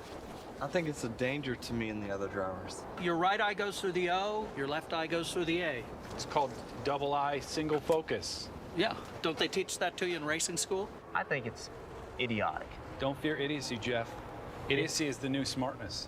My job is to race. I have to have a clear view. So you can just see around the letters. Yeah, see, you can see us right now, huh? Run the car. Hey, hi, Mr. Labonte. How are you? Don't run me over. Have you seen this? I see a guy who ought to watch his mouth or I'm going to crawl in there. You couldn't fit through the window. You can't see. You use the force. There's no force. There's a force. Just because you haven't found it doesn't mean it's not there. Yeah. Jeff. Da, da, da, da, da. For enhanced race coverage of the NASCAR on TNT Summer Series, log on to NASCAR.com and click on TNT Race Buddy. Choose from 4 live camera angles, get up to them in a pit notes, and chat with other race fans, all for free. TNT Race Buddy on NASCAR.com. And Wally, don't fear idiocy. It's the new smartness. That may be my new line, man. I love that. I love that line. That's that is a great Coke commercial. That's a great Coke Zero commercial. That's my new. I'm gonna get T-shirts made up with that on, man. Oh my goodness. Denny Hamlin having a great run up front in the 11. These guys have just, over the last 3 or 4 laps, have just rotated positions, it seems, a couple of times. You know what I mean? They just keep, it's the same 4 or 5 cars. They just want to run 2 wide. They want to run 3 wide. They want to run high. It's like they're filling each other out at this point in time, trying to figure out, okay, where are you strong at? Where am I strong at? We're almost halfway into this thing. What do you got and what do you not have? Let's go around the field, and we'll kick things off with Marty Snyder. Yeah, kind of have to go around because the cars are all jumbled up, but Denny Hamlin so far has kept it out front. Terrific night for the FedEx team so far. Hamlin very happy with the car. When I talked to Mike Ford this morning, he told me the key tonight, finishing. They are 6th in the championship standings, but only 84 points in the chase, so just a top 10 is really what they want. Tony Stewart, you can count on two things tonight. They've won the race off pit road, and he's been on the bottom of the racetrack the entire night. Takes about 8 laps for that 14 car to come in, but he always finds his way towards the front at the end of the run, Matt. The 99 Carl Edwards third in line, and the yellow car hasn't gone to victory lane since last November here in Florida, South Florida. He's been on a roll, though, 3 top 5s in the last 6 races. This car was so good in practice, he quit early. But there was a crash on the racetrack. On the backstretch. Big problems going down towards turn number 3. A lot of cars involved. Rudiman is in that. Gilliland is in there. Boyer. You see the 43 of Sorensen, the 83 of Vickers. There's Rudiman. Dale Jr. caught up in it as well. Smoke just pouring out of the 88. And this is, you know, we talk about this racetrack all the time. The big accidents at Daytona happen almost always in the middle of the backstretch. Guys jockeying for position, inside, outside, and you just don't clear somebody, or you clip somebody and you force somebody into a wall, and then it's a chain reaction because you got no place to go and you can't see. Reed Sorensen in the 43. Here they are in a straight line.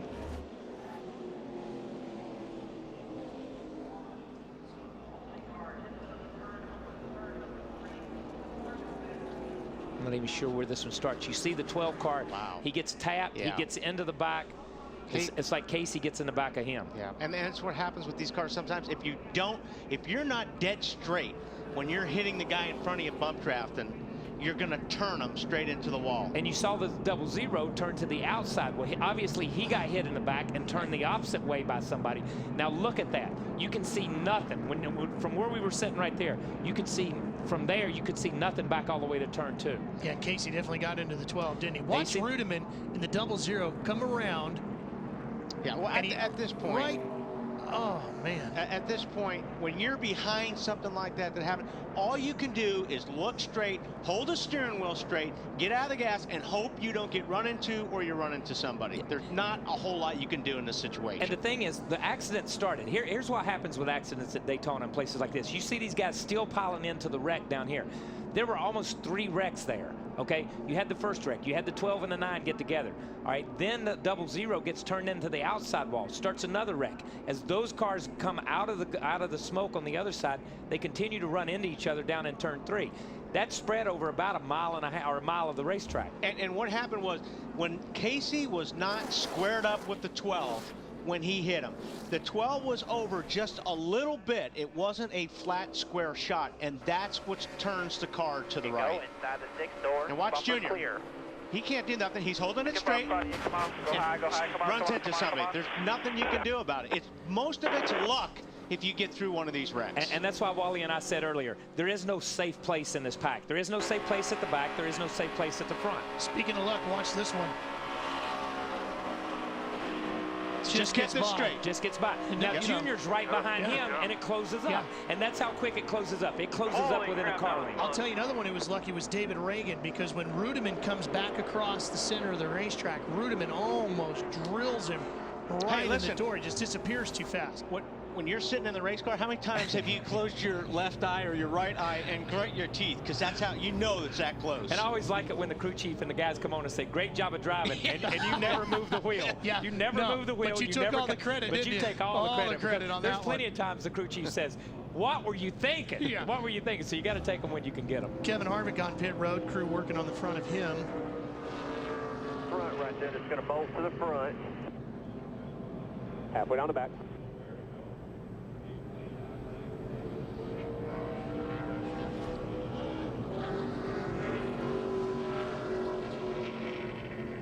And these, these Band-Aids these guys are doing right now, they can put them together and they can get them back on the racetrack, but you know what? You're done. You're not going to be competitive. Yeah, these guys are points racing now, and now it's going to come in, and you're going to have to check and see, okay, who are the guys fighting to get in the top 12? Who are the guys that were in the top 12 that are going to fall out of this?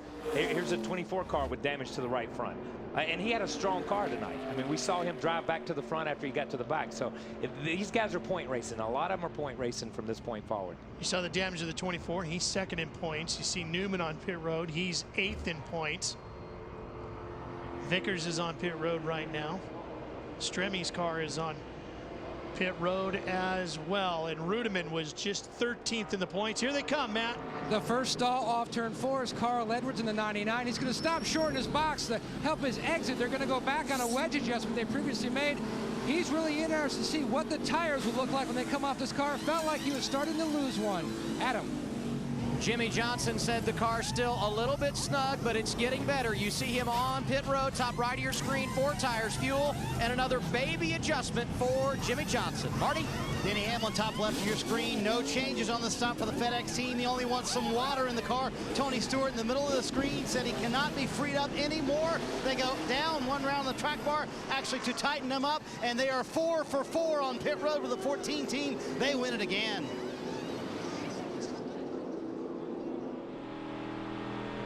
Tony Stewart's crew doing a great job. Watch it. There he is. Great work. You are watching wide open coverage of the Coke Zero 400 on TNT.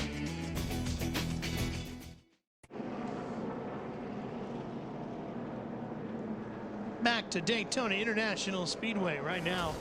John Andretti listed at the front of the field with Tony Stewart right behind him.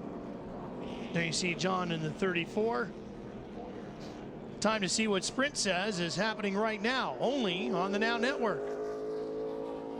Welcome to Race Day on the Now Network. Right now, 7,100 people are listening to live race audio on NASCAR Sprint Cup Mobile. Most commonly overheard phrase, 21 women just sent a text message from their phone to a giant video screen. Hello. And 17 people who saw their friend on television are calling that friend now. America's most dependable 3G network, bringing you the first and only wireless 4G network. Sprint, the Now Network. Welcome to the Now Network. Population 49 million. Right now, 379 couples are splitting up. 253 by phone, 42 by email, and 84 by text message. 13,000 people are streaming Pandora on a bus. 3,700 people just found all their friends on Looped. 92 just realized they were in the exact same place. That's happening now. America's most dependable 3G network, bringing you the first wireless 4G network. Sprint, the Now Network. Next week, follow the world's best drivers as NASCAR on TNT heads to the Windy City. Tune in as coverage begins at 6:30 Eastern with NASCAR on TNT Live. That's followed by Countdown to Green and the NASCAR Sprint Cup Racing from Chicago, presented by Papa John's. That's all Saturday, July 11 on TNT. So John Andretti now brings his Taco Bell entry to pit lane, and that'll put Tony Stewart back to the front of the field as we cycle all the way through.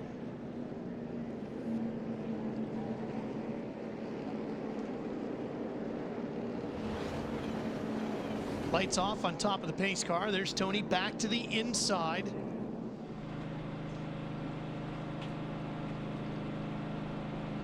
This portion of TNT's wide open coverage of the Coke Zero 400 is brought to you by Frost Brewed Coors Light, the world's most refreshing beer.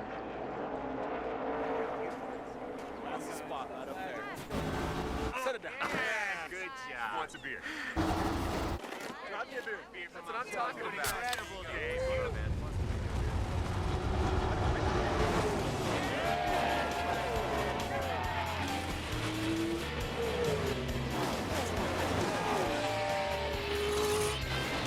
Hottest sport meets the world's most refreshing beer. Frost Brewed Coors Light, the official beer of NASCAR. Our fourth caution of the night took out a bunch of cars. Here's a look at the names that were involved in it. Wow. 13 guys 13 all cars. together. And good cars. Gordon, Harvick, Vickers. You look at Dale Jr., Sorensen, Stremme, and I mean, these are cars that had been to the front and had dropped back and could have been a factor before the night was over with. How about the 99, Matt? What's going on with Carl Edwards? He's listed in fourth right now. Bob Osborne just told Carl the concern about his tires, no need for concern. They looked fine. The concern now, weather in the area. They're watching it on the radar, but we're past halfway. So right now, if the rain does hit, which I think we've got at least 45 minutes, we would well be on halfway. You can see the fireworks people hustling to get their shows in too, off in the distance over on the beach, off in turns 3 and 4. Pace car hustling to the inside to get down pit road, and we go back to green. Tony Stewart will lead him to the line once again.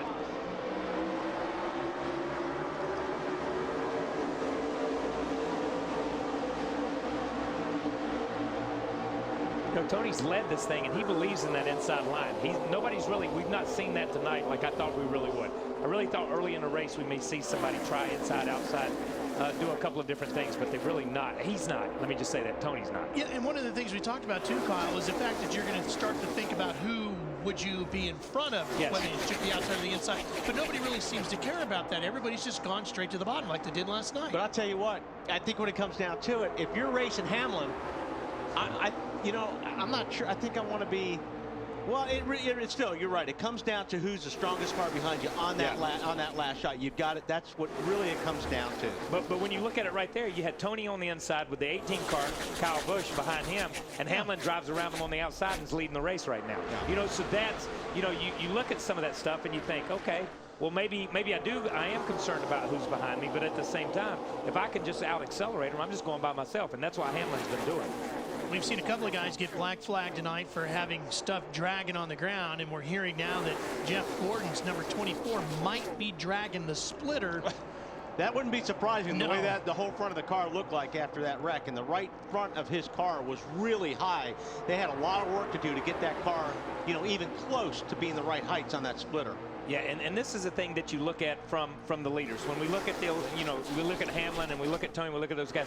There were so many cars in that crash that didn't go to the garage area. They just went to pit road and had some things done to them. There could be parts and pieces falling off. You come by one lap, there's nothing there. You come by the next lap, and there's a splitter laying in the middle of the racetrack. You know, and NASCAR does the best they can to keep it, but at the same time, you know, you never know when that's going to happen. Dale Earnhardt Jr. involved in that big wreck, Matt. Well, the National Guard guys are working on the race car. Always a great place for Dale Earnhardt Jr. What took place, Junior, from your vantage point? I couldn't really tell. You know, a couple guys got together, and I just tried to say hi, and the 00 was crossed up, and we got together with him pretty hard and tore the upper A-frame mount off the chassis. So the car's tore up too bad to get back out there, but we just got it driving good. You know, it just freed it up enough to where it could go up through there. We was just trying to get around them. Everybody was in the way at that point, and we was just picking them off one at a time, moving to the front. So it's a tough race for us. All right, thank you, Junior. Thank you. Drivers in 10th through 15th in the points entering tonight have all been involved in an accident in this race. It's really going to shake things up. And that's where it was really tight. It's going to shake things up, but at the same time, it's going to keep things really tight because they're not going to get away from each other because they were all in accidents. And then you got to count in Jeff Gordon, who is involved. He's 2nd in points, and Newman 7th in points coming into tonight. You know, on that shot right before that, we saw him passing the 00 car, and the 00 car was running on the inside trying to stay out of the way. Rudman was.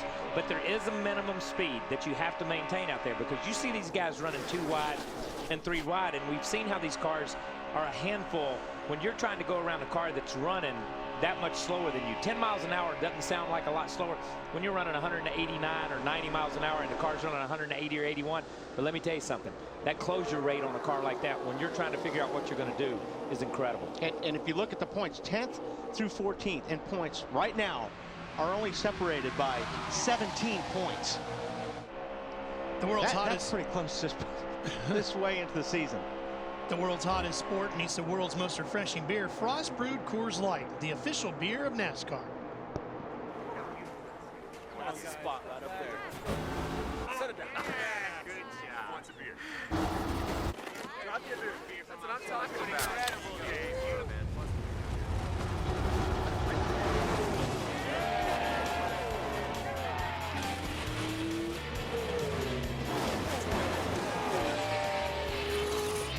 The world's hottest sport meets the world's most refreshing beer. Frost Brewed Coors Light, the official beer of NASCAR. Jeff Burton on the bottom in the 31. He's got David Reagan right behind him. Reagan caught a huge break. That big incident a few laps back, got through there, and now he's taking advantage of it. David has himself in 8th. Seems like, I don't know, maybe we're just getting to that time in the race, but it seems like these cars are, the handling's going off a lot faster after these guys have pitted than it was earlier, because you just see them searching a lot more on this racetrack right now. They're using a lot more racetrack, you know, 4 or 5 laps after restart. And maybe after that wreck, there's just a lot fewer cars out there, so they got a lot more racetrack to use, you know what I mean? Because they can figure out where they're at. Watch how hard the 2 and the 31 have been racing each other here. Kurt Busch in the 2, Jeff Burton in the 31. Yeah, but keep an eye on the 17 too. I'm sure he's going to turn possibly the 2 down a little bit, or there's a lot of pushing going on. See, he turned him. Yeah. And that's where I'm telling you, you've got to be straight when you push somebody in front of you, because if you don't, you're going to turn the guy. Especially this close going into the corner. You want to get off a guy when you get into, you don't want to be turning that wheel even a little bit and either get hit or bump draft somebody, or you're going to turn them sideways. And that's why, there again, that was going into the corner, but that's in a straight line. How many times do we see guys get together in a straight line here? Jeff Burton, Adam running in 6th. And a moment ago, Ralph, Wally and Kyle talking about the number of drivers either just inside or just outside that chase cut line that have had issues tonight. Burton, not one of them, started 16th up to 7th. He has fought an ill-handling race car, but managing like he needs to try to make his way into NASCAR's version of the playoffs. He's 14th in the points as we run right now. 54 out of 12th place. That's a smart race car driver behind the wheel, that 31. And that is, but he's run good enough tonight to be right in front of that stuff too. You know, I heard Dale Jr. talking early in one of the broadcasts where he said, you know, yeah, can I get in the chase? Maybe, but I'm so far back. It's not like I'm racing one person. I'm racing a lot of people.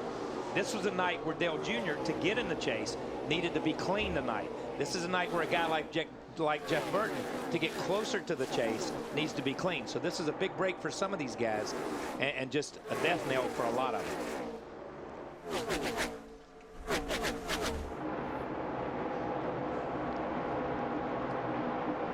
You're watching wide open coverage of the Coke Zero 400 on TNT. Now let's take a look inside the 14 car, where Tony Stewart has seemed a bit sluggish from time to time. I wonder what's wrong.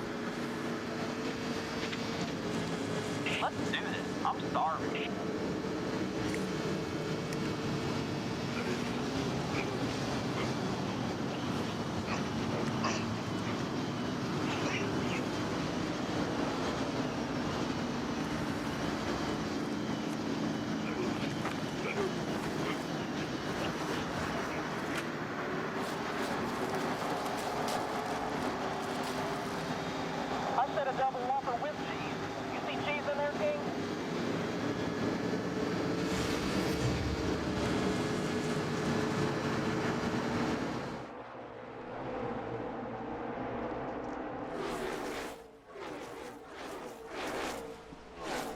Denny Hamlin continues to lead up front as we're set now to go around the field, Marty.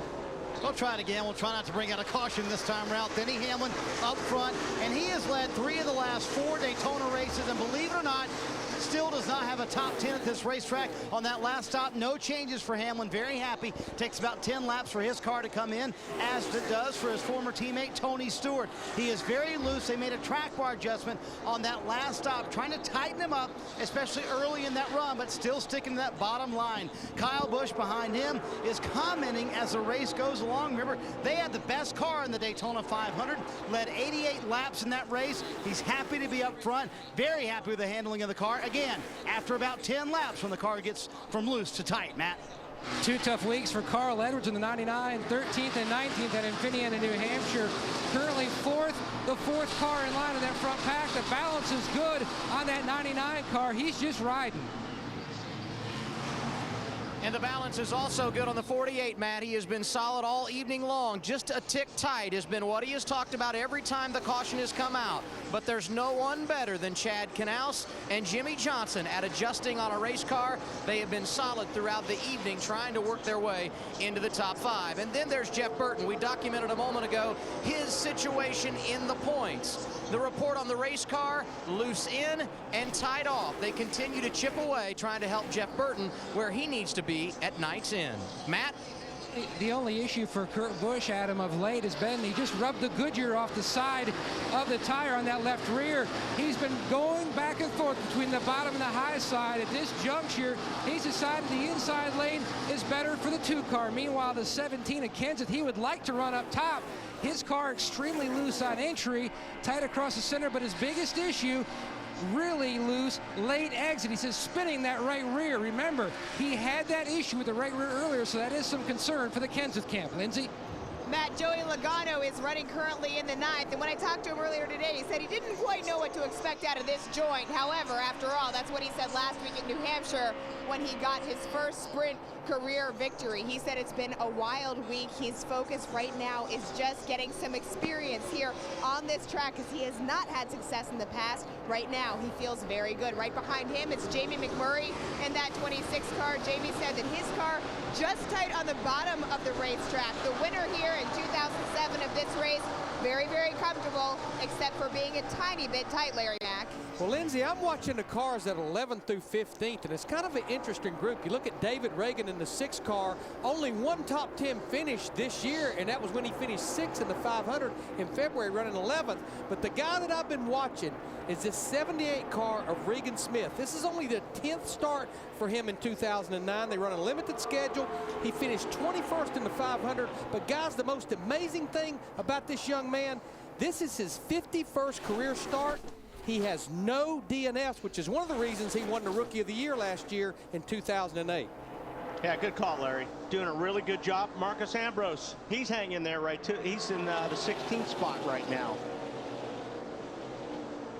There's Marcus in the 47.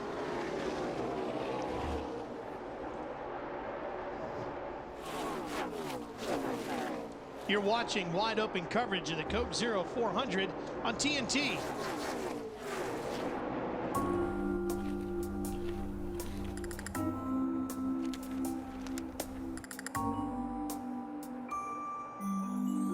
Sometimes the best way to get closer is to get as far away from it all as possible.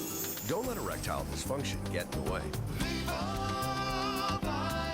Viagra, America's most prescribed ED treatment, can help you enjoy a more satisfying sexual experience. Ready to talk to your doctor? Find out how at Viagra.com. Ask your doctor if your heart is healthy enough for sex. Don't take Viagra if you take nitrates for chest pain, as it may cause an unsafe drop in blood pressure. Side effects may include headache, flushing, upset stomach, and abnormal vision. To avoid long-term injury, seek immediate medical help for an erection lasting more than 4 hours. Stop taking Viagra and call your doctor right away if you experience a sudden decrease in vision or hearing. 20 million men have had the Viagra conversation. Ask your doctor if Viagra is right for you.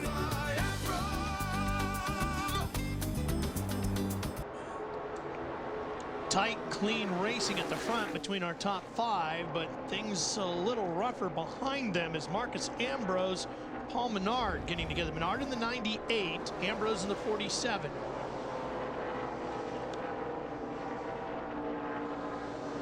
Yeah, Ambrose was just in a 4-wheel drift right there, coming off a 4, and just got into the 98, and Jamie McMurray hits pit road. Lindsay. Jamie McMurray is coming down pit road because they said they have a tire issue, obviously. So now they're bringing him in. The plan to give him 4 tires and fuel. Jamie, like I said before, the winner in 2007 of this race, said he's very confident on this racetrack. But right now, just going to worry about track position. Yeah, and Lindsay, he's had a quiet night. He was running in 9th when he made his way down pit lane. Yeah, now I mean, probably going to go a lap down. He's just got to hope it all circulates back, and he's in good shape once everybody pits. Once everybody pits, because as we see him come into the pits here. Stop on the board. Stop on the board. Oh, he takes out the Jackman. Yes. And I think that then I'm gonna have to say on that one, I think the Jackman was a little bit slow because you saw the tire guys already out there on pit road.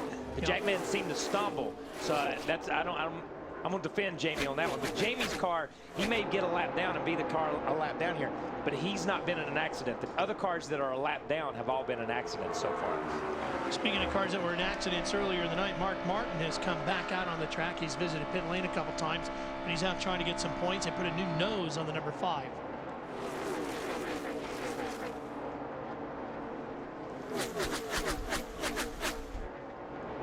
And Jamie, he's in a good group right here. Yeah, if he can just, and he's got a good enough car, and he can hang. If he can just jump in, we saw it a minute ago, or earlier in the race with Juan Pablo. Juan Pablo pitted, he came back out, and he hung there about 10th or 11th, and when the caution came out. So he was able to hang on and stay in that draft, and I think Jamie will be able to do the same thing, just kind of hang there.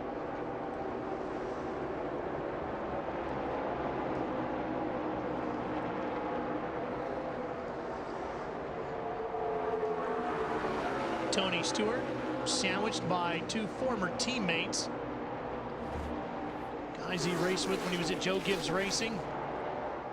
Denny Hamlin and Kyle Busch. Trying to figure out a way around their own teammate there, Marty.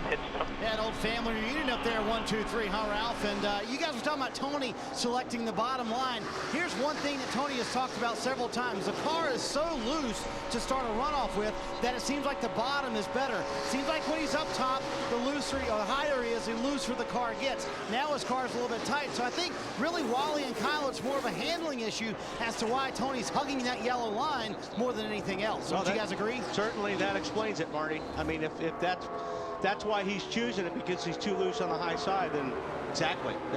Especially on the restarts. Up, we got the 0-0 in the wall. Oh, David clear down, all the way down. And he's been kind of having some issues. I saw him coming on the outside there, outside, right front blue.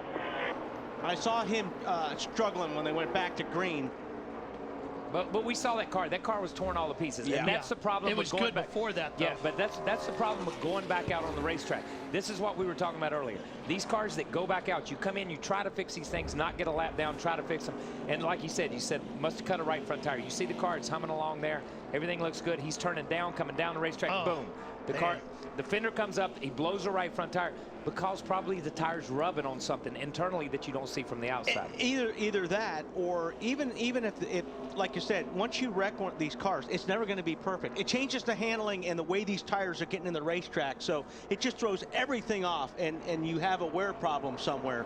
That can happen as well. Bad break for him, good break for the 26 of Jamie McMurray. Exactly. 26 car, yeah, he just pitted, what, 3 or 4 laps ago? Yeah. Now, will he come down pit road because there's trash on the racetrack, or will he stay out? You know, because he's only got 3 or 4 laps on that set of tires. And we've already talked about the tire issue, but there's so many cars out of the race right now.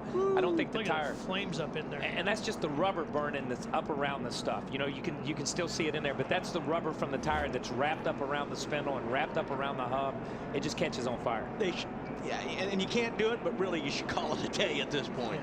Because now they're going to try to, get this thing back together, and the same exact thing can possibly happen. I know, and you say, well, why are we trying to put this thing back together? Because we were right there on the cusp of being 12th in points. We were 13th, we were 14th. You know, there's been 2 or 3 races. We interviewed him out at Sonoma or out at Infineon. He said, look, I'd take a 15th place finish and go to the house at this time just to be there. He's 13th right now. He's 48 out, Matt, as they get ready for pit stops. And he'll be the first car that pits in that stall number 43. Now, the last time we were telling you the adjustment they made was wedge. They're going to make a wedge adjustment this time, reversing what they did last time, trying to free the car up this time. Let's go to Adam as he slides to a stop. The 48 of Jimmy Johnson came on the radio, said really good, a little free, but I'll take it. First time tonight, they have not made adjustment. Top right of your screen, it will be 4 tires and fuel. This stop at lap 103, they'll have to come one more time, Marty. Denny Hamlin in that 11 car says he's tight, especially off turn 2. 2/10 of a pound out of the right front and left rear tires, trying to loosen it up just a little bit at the end of that run. Tony Stewart in the middle of your screen right there, trying to win the race off pit road one more time. He will do it. 4 tires for Stewart, up half around on the track bar, halfway back on the adjustment they did last time.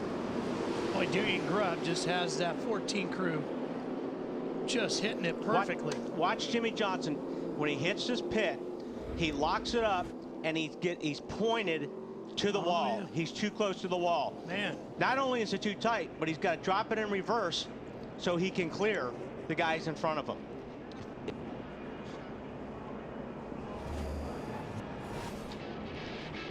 So Jimmy Johnson's back out. You're watching wide open coverage of the Coke 0400 on TNT.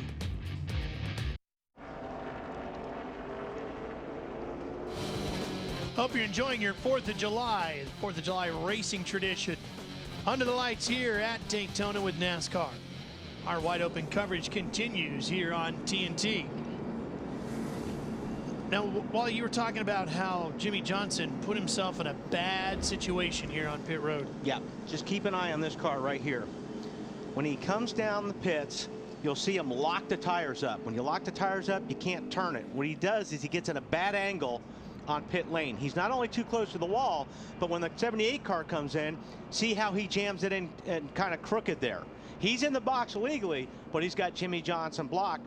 He's got to put it in reverse in order. Just one little mistake like that can cost you 10 or 15 spots in the pits. That's how important these pit stops are. And we saw it last week at New Hampshire. The 5 car comes in. They have that one little glitch on changing the right front tire. He goes from leading the race to 5th or 6th, and the rain comes, and his day's over.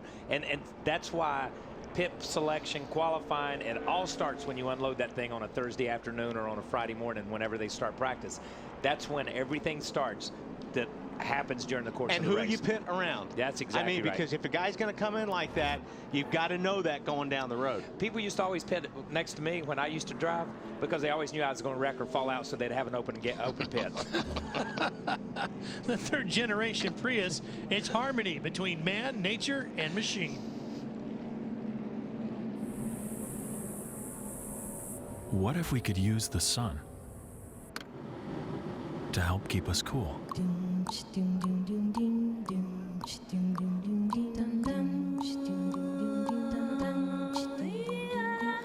Solar-powered ventilation to help cool you. Available on the 3rd generation Prius. It's harmony between man, nature, and machine.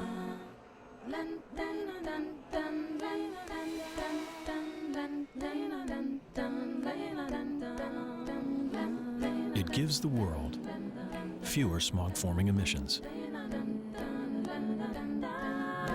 It gives you a 50-mile-per-gallon rating.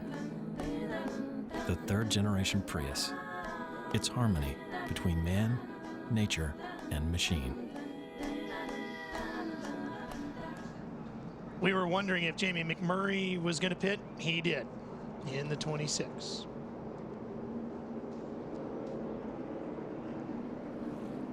Tony Stewart back out in front, courtesy of his pit crew, giving him great work. You're watching wide open coverage of the Coke Zero 400 on TNT.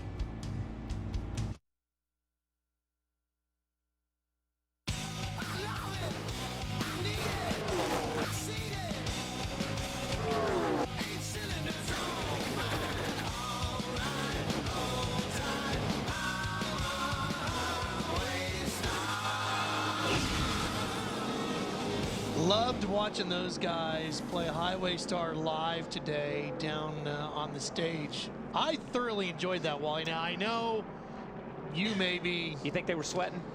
Oh, gosh. They were rocking, I'll tell you that. I really... Wally was kind of like, you know... I'm sorry I missed it. I was in the back looking at pieces. Yeah, well, don't worry. It was good. Video pieces. It was really good. I'm glad you enjoyed doing the band thing. We need to get you more culturally out there. Yeah. No, you don't. No, you don't. Please. Really. You and your tank, we need to get you a little bit more culturally. So that is cultural? That's cultural. In my world, that's good culture right there. That is good stuff, I enjoyed baby. Cherry, man. Let me tell you. I enjoyed it. My nieces and nephews enjoyed it, so that was okay.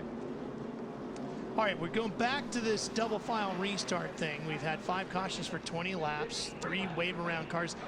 Inside line all night long, just like it was last night in the nationwide race, and it looks like we're doing it again. Tony Stewart, your leader, on the bottom.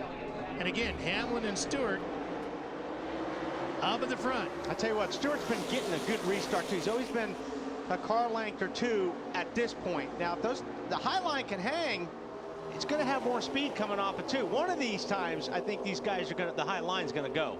Yeah, they've been able to push one car out to the high line. They've just not been able to push the whole line out there. And at Talladega, that's the difference sometimes between Daytona and Talladega. That high line will get up and go like a freight train on the outside. But you see it again. They can hang right there, but the high line just breaks up and falls apart. Man, oh, did it look like it really got the back end of Stewart loose there. Clear 18th. Contact will do that. Yeah. Funny how that happens. Well, that was one of the things that A.J. Allmendinger was talking to us about the other day, Wally, is it can feel like a guy just puts a jack up underneath the back of the car, just lifts the back of the car and just moves it all around. I'll tell you what, it isn't as bad as it used to be. No. But these cars are a lot better bump draft than if you do it, you know, because the old cars used to get the front end would go underneath the back of the car, and when it jacked up, it literally pulled the rear tires off the racetrack. Yeah, because the other cars, the way they were designed and the way the rules were, the point was to get that nose and get it down out of the air, and you rake the body. With these cars, they don't allow you to rake the body. It's a flat body, and they put the thing on. The bumper has a height, The valence has a height. There's a lot of different measurements when they go through the inspection process. Used to, the quarter panels on these things, you could put 6 sponsors on in the back because it looked like a wedge car. And so you didn't have any front end. And it would jack the car up. I mean, these cars are just like shoe boxes. You know, really, you can bang a shoe box together. And the old cars, you couldn't do that. I mean, you would get somebody underneath the rear end of that car, and I mean, it was terrifying. Take a look at how good Tony Stewart's crew has been here tonight. All around that 14-second range down there in our race view. Very consistent.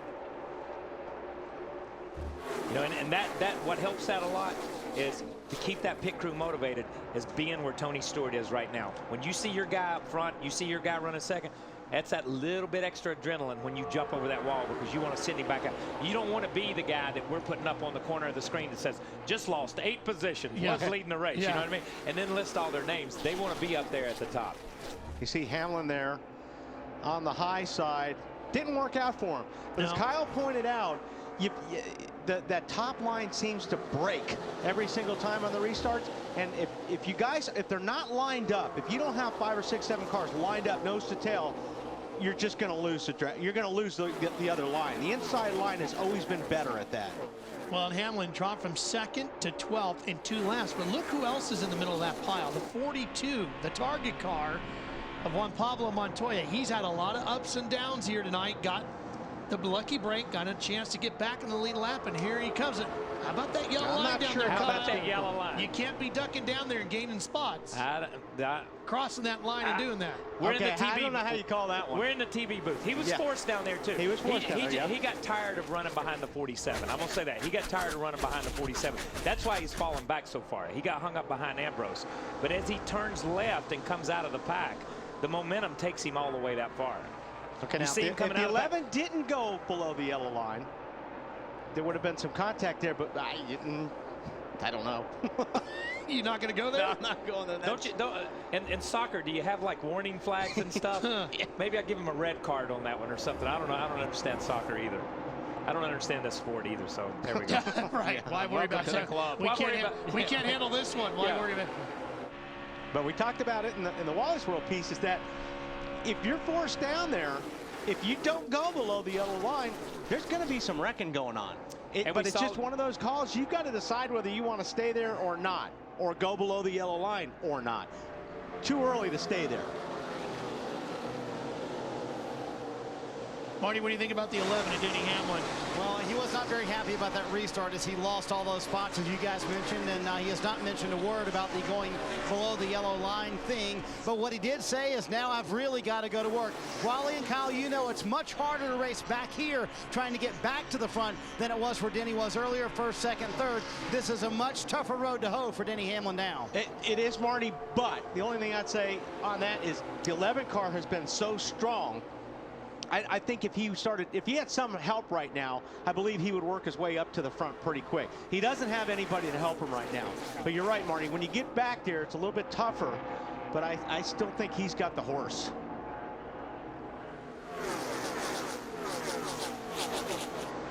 Tonight's aerial coverage is brought to you by Goodyear, the official tire of NASCAR, helping NASCAR drivers get to the finish line for the past 25 years.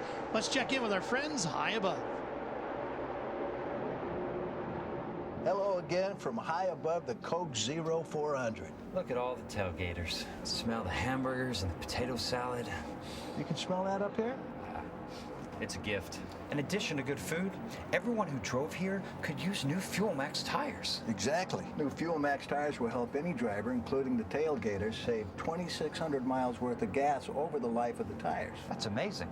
Your car uses less gas because the Fuel Max tread requires less energy to move. Exactly. Goodyear developed special tread compounds for NASCAR, and with that experience has developed an innovative compound for the road like Fuel Max. Today, it isn't just NASCAR drivers who need a fuel strategy. All of us do. Remember last year at the LifeLock 400, Dale Jr. and the Hendrick team saved fuel down the stretch, and Junior won on Father's Day. Well, something exciting could happen later tonight. Enjoy the rest of the race. And remember, new Fuel Max tires will help you use less gas. You know, now I'm even starting to smell those hamburgers.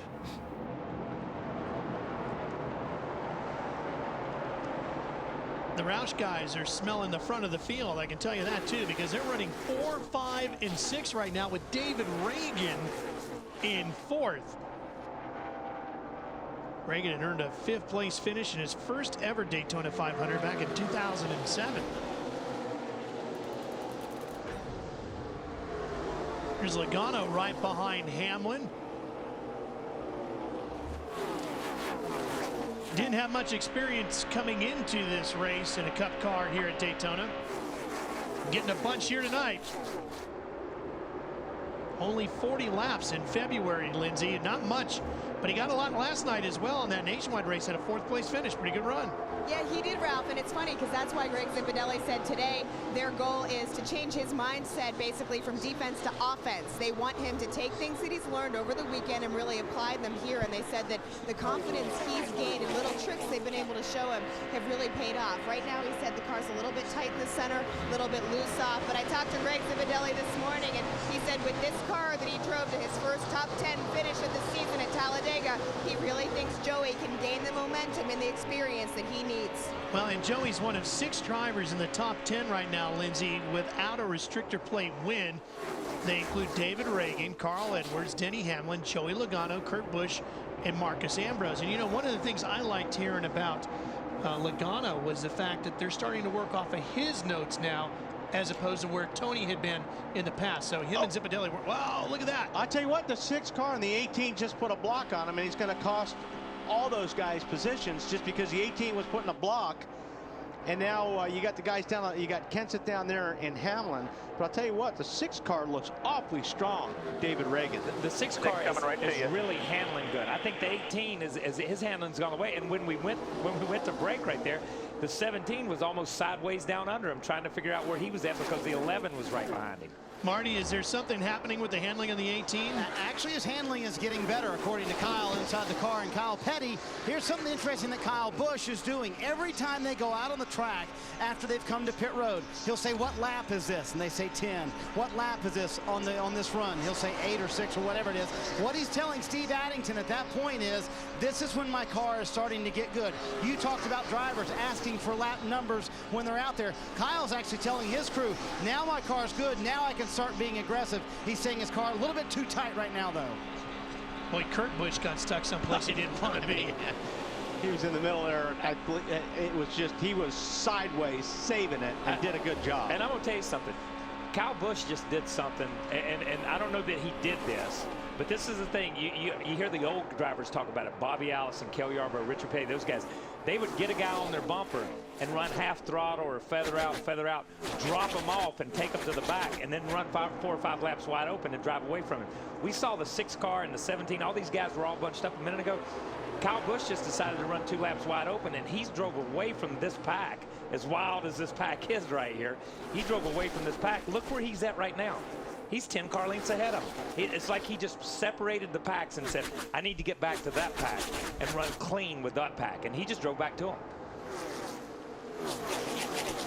Coming up is a look at Inglourious Bastards, Quentin Tarantino's new action-packed film starring Brad Pitt, in theaters everywhere this summer on August 21st.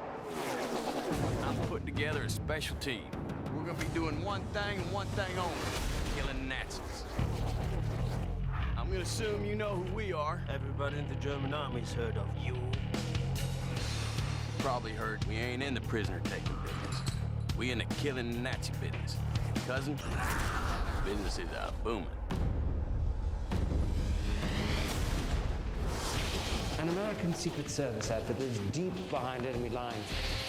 The Germans call them the Bastards. Well, we're all tickled to hear you say that. The German High Command is throwing a gala premiere in Paris. You're getting us in that premiere. Is that the plan? That's about it. Or not. You're now in the hands of the SS. My hands, to be exact. Inglourious Bastards. Rated R.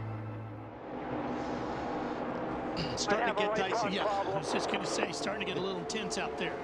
Somebody's got it right in there. Stand for, I'll look at it when he comes by. Not sure what you're going to see when he comes by. But Still clear all around. Well, I guess what you're you're hoping is you're not going to see the tire shredding itself. But even from a spotter standpoint, look at that 11 car. Just get a run on that 2 and whip out. He's got a horse. He's got it, yeah. I'm a Wally on that one. This guy's got something that some of these other guys don't have right now. I mean, his car's driving good, but he has got a horse under it. Talking about the 11, Marty, what are you hearing? That was Denny Hamlin's radio, said that he's extremely tight. The car has been loose for much of the night. He radioed Mike Ford. I might have a right front going down. You heard the voice of Curtis Markham, former driver. Now Denny Hamlin, spotter, trying to do what he could do to see the right front tire, but obviously still don't know. Marty! Kurt Busch and David Reagan. Oh, there goes the splitter. I thought they were going to get together a little earlier. They almost had a big problem. They waited a little while longer, and then finally. And I'll tell you what, I will be surprised if the 11's now we might have some. If the 11's right front isn't down to the cords. Yeah, because he's hammered it this last time. He has abused it.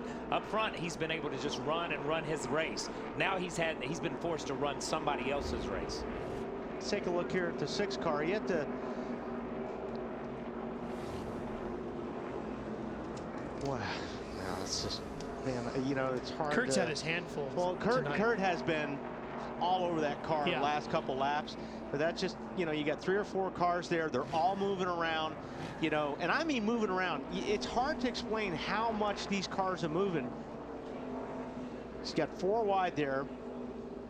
And David looks like he's trying to come up. He thought maybe he was clear. Yeah. So he kind of brought that one on himself a little bit. Yeah, I'm gonna have to say David. I think David thought he had a clear spot to get back up in front of Kurt and didn't realize it. But they're, like you said, they're 4 wide right there. That's you know what I mean? Here we've already had one big crash, and here these guys are running 4 wide down the middle of the backstretch. You think these guys don't drive hard every lap? But they're fighting for everything. And as it gets closer to the end of the race, you'll see more. You're going to see more of this. You're going to see, it's not erratic, but you're just going to see these moves because everybody's trying to protect their real estate right now.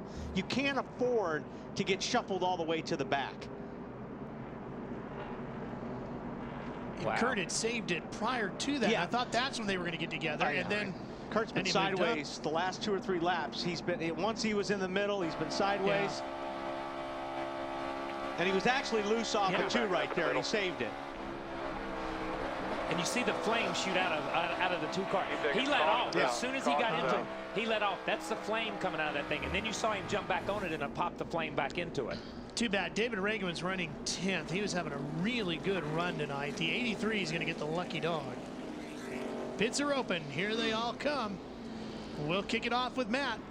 And Kurt Busch's team, the first thing they'll do when they go to work on this 2 car is also survey any kind of cosmetic damage to his car. There is a donut. He goes around the 9 of Kane into his pit box. He's at a bad angle. They're going to make a chassis adjustment, Lizzie, and air pressure, try to free him up. Matt, Joey Logano also got a small chassis adjustment, 4 fresh tires. Greg Cipollelli said make sure you stop shorter in the pit box this time so you don't get boxed in. Adam? And Burton's still tight, Lindsay. He said, don't make any changes. I don't want to take us out of the game. 4 tires and fuel, and they can go from here, Marty. 5 times of 14 cars pitted tonight, and they have won the race off every time. They win it again for the 6th time tonight. Car just a little bit too tight for Stewart. Small piece of tape on the nose and water for Tony, and that was it. 4 tires. You know what, Marty? They are getting better, too, because this last stop, boy, they had everybody covered on that one. You can see 17 still having problems down there. Watch this here at the front of pit road. Yeah, see, here comes Robbie Gordon. Yeah, it's Robbie. See, the 18's leaving at the same time. But, you know, a little tap there, but he could have lost a lot more than... He only lost 1 spot because of that. He got lucky. Yeah, he was not going to beat the 14, even at that. He got a good stop. The 18 had a great stop, but he was not going to beat the 14. And the 7 slows down to be courteous to let the 11 out, if you saw that. All right. That was a good job by Robbie Gordon. And Edwards right through the grass. You're watching wide open coverage of the Coke 0400 on TNT.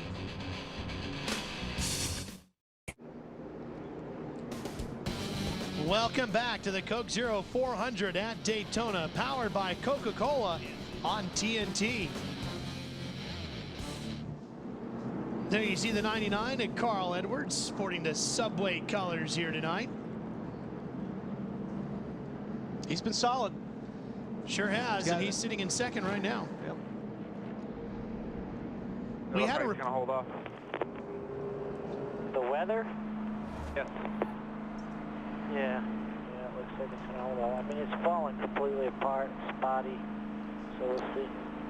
That's just what I was going to talk about. We had a report of weather quite a ways back, but it looks like it's not becoming an issue for now. And look at us here in the TNT booth. We don't even have to go to our weatherman. We just get it from the guys on the racetrack. They tell us what the weather is. Go to the 99 pit. But that's kind of like it was last week. I mean, every time we were listening to them last week in New Hampshire, they said the weather's coming. It's going to be here.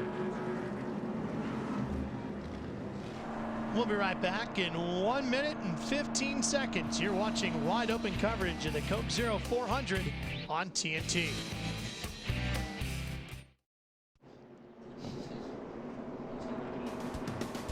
Welcome back to Daytona. TNT's Coke Zero 400 at Daytona, powered by Coca-Cola. Coverage, our wide open coverage, continuing here tonight. We haven't missed a lap of green flag racing, and we're not going to miss any more, because we've taken care of everything we've got to do. We're ready to go to the end, Wally. How do you like that? That's a thing, wide open coverage, baby. Love it. Love it. And the way things are shaping up here, we should have a great finish in store here tonight at Daytona. Lights off on the pace car. Tony Stewart, our race leader, once again at the bottom as we go with a double file shootout restart. And we got some new blood up there in the outside line. Kyle, what did you just say? He said shootout. Just for you. I had to slide one in for you. Could smack you. We hadn't heard it all night. Yeah, you completely butchered it. You said it wrong. That's why I wasn't sure exactly what you said. Caught me off guard. It's a great look, though. Because I told everybody in Twitterville I was not saying that anymore. Yeah. Tell you what. See how, and there you go. Well, all of the bottom line broke up too. But I'll tell you what, if that 11 car gets up there, or the 18, they're going to hang Tony out. Nope. He tucks in. He tucks in. Very nice. You know, look, when these cars are full of fuel and they barrel off in that first corner on that first lap, it doesn't look like they settle down to halfway down the backstretch. They bounce so much and move around so much. Look at how many laps Hamlin and Stewart have led here tonight compared to everybody else. That doesn't mean anything. I mean, I don't think it means anything, because when it gets down to the end, that's when the craziness starts. Well, we're just going to add Jeff Burton to that mix because he picks up one. And Tony's got him jacked up coming through there. I mean, he's sideways and backwards, it looks like. But, I mean, you know, we're back to the same three or four cars right there in the top five. There's the 11 on him. 2-car opening back to 2x2. Jeff Burton at the point, Adam. And it's interesting that he's in the lead because he's one of 7 drivers, Ralph, that won in 2008 that are yet to visit victory lane in 2009. There have been 11 winners this season. There are only 12 all of last year. Burton hoping he can put his name on the trophy for the first time this campaign and give RCR the weekend sweep. Of course, last night it was Clint Boyer that took Richard Childress to victory lane in nationwide competition. And of course, Tony Stewart has a couple of Cup Series wins here at Daytona, both of which came in the 400. There you see the winners that we've had this season, and such a variety of them as well. A lot of parity in the class this year.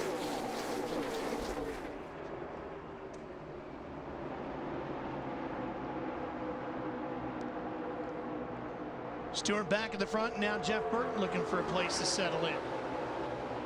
Jimmy Johnson gets a pretty good run on the high side, and there's Montoya right in the thick of it after being a lap down earlier.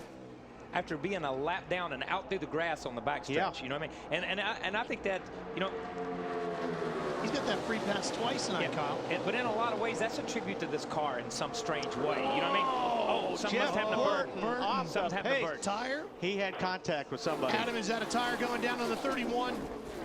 Oh, 6 in the wall. Oh, He just came on the radio, Ralph, and said, I have a tire going down, leading a moment ago, and now the free-for-all through the field. The crew is ready, and Jeff Burton going to have to make an unscheduled pit stop, taking him out of the running tonight. Too bad.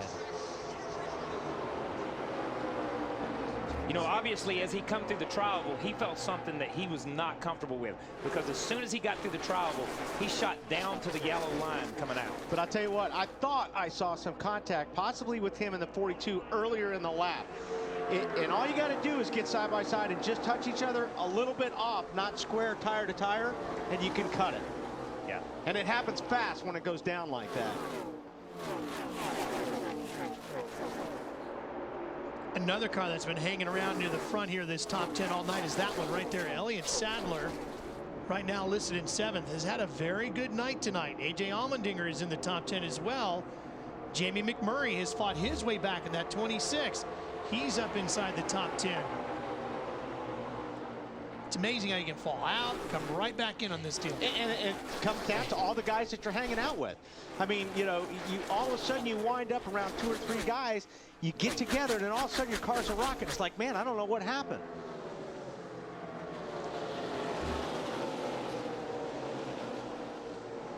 All right, you were talking about the 31 and the 42, Wally. Let's go on board with Carl Edwards and see if we can.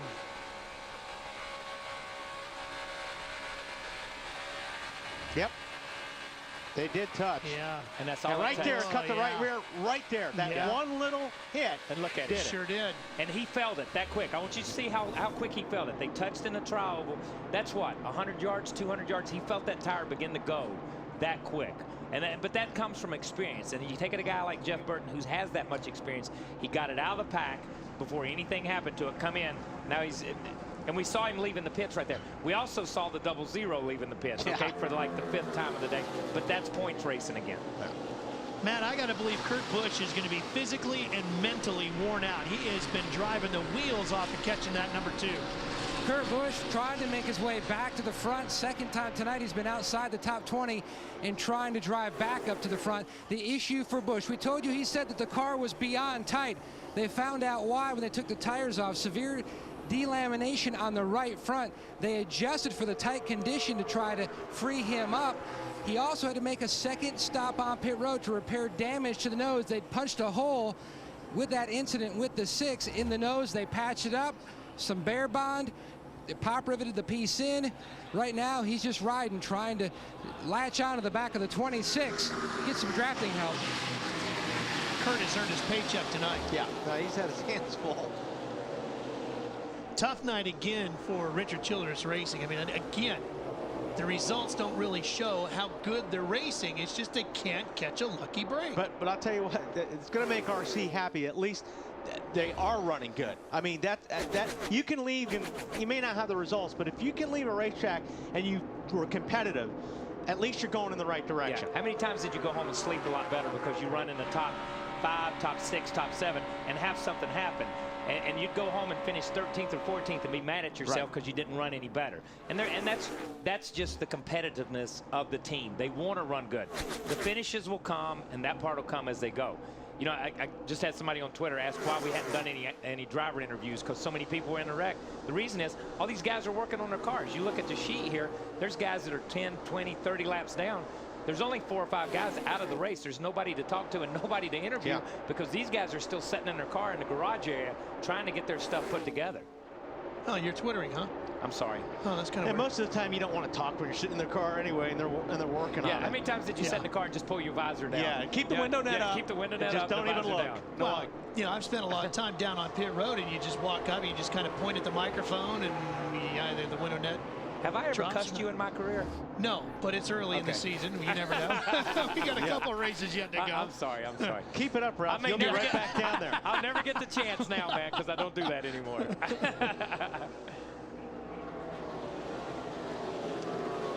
The Bass Pro one in the 82. Bass Pro Shop paint job's back. And I think Truex and those guys, they felt like that Montoya's car was a little bit better, a little bit faster. But you know, when they came down here in February, they had a great run down here in February. Those cars came out of Earnhardt Ganassi Racing, and they were strong when they first came out. And I know, you know, Truex thought last week that he had a good car. Got in that wreck, and we saw how upset he was last week, but he thought he did too. Right behind him is Scott Speed. I was just going to say, yeah. He's had a good run here, and this is his second race of the day, just like it is for Kyle Busch, because he and Kyle Busch kind of teamed up together. Finished 10th in the Grand Am race earlier today in a Daytona prototype. Scott Speed and Kyle Busch. Oh, to be young. Yeah.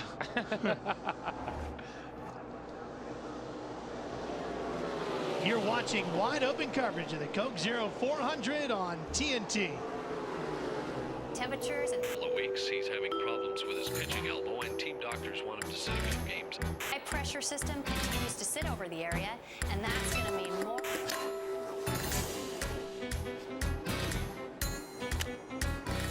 Once you've dealt with the things that come between you, don't let erectile dysfunction get in the way. Viva Viagra, America's most prescribed ED treatment, can help you enjoy a more satisfying sexual experience. To learn more, spend some quality time with Viagra.com. Ask your doctor if your heart is healthy enough for sex. Don't take Viagra if you take nitrates for chest pain, as it may cause an unsafe drop in blood pressure.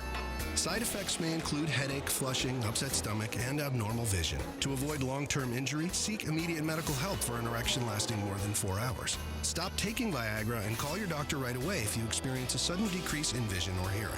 Now's the time. Ask your doctor if Viagra is right for you.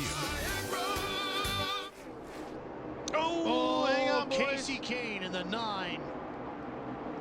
And the 44, A.J. Almendinger. In the middle, 3 wide in the middle, clear high. But you see how that killed their momentum when they all got together and those cars just pulled out and trained them, freight trained them on the inside there. You saw Logano. That's all inside the top 15 to top 20.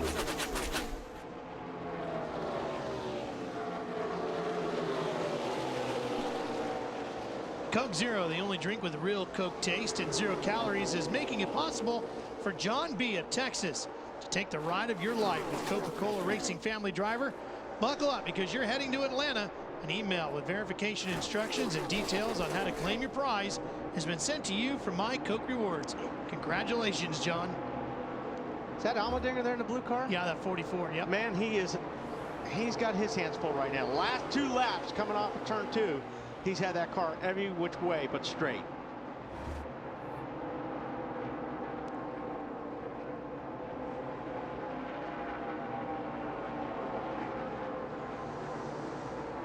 These guys all trying to catch Stewart, Busch, Hamlin up at the very front. Yeah, and they've really separated themselves out. Yeah, those guys are just pretty much, you know, nose to tail. They're not going to pull out and race each other right now, because trust me, they're looking in the mirror and they're seeing those guys high, low, in the middle, everywhere, and they're leaving them. Stewart, Busch, Hamlin, and Jimmy Johnson. And that's a huge gap. That's a huge gap between where these 4 are and where the next 2 or 3 are. Hey guys, here's what's got me nervous, and I'm sure 30-something crew chiefs on pit road as well. Our longest green flag run tonight was between the 2nd and 3rd caution when we ran from lap 31 to lap 56, 25 laps. Well, if you go back to our last restart at lap 126, that means these guys are going to have to go 34 laps on these tires. I just don't know if that's possible. And if you look back at my race averages and trends, remember, we've had a caution in the last 8 races. We've had one 5 times in the last 10 laps. So I'm sure there's some nail biting on the part of these crew chiefs right now. That's definitely something to think about, Larry. I mean, that, if he's right, could be a real problem for some of these guys. Now watch, if you watch the lead group, see how they're all on the bottom and they're tight. Then you go back to the 5th place, 6th place, 7th place, 8th place. They're all over the racetrack.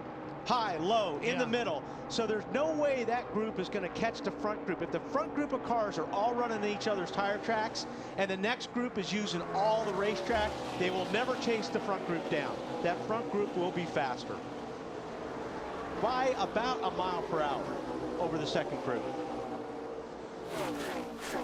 And their cars just aren't. See, you know, Montoya's just hanging on. The 99 can't run in the middle. He's running the bottom line, but they're not lined up, so they're losing speed. Now, and these 2 guys are even breaking away from the 7th and 8th place car. They're all pretty much running where they have to run. They're just hanging on. Yeah. Right, but they're not. It's impossible to chase the front group down.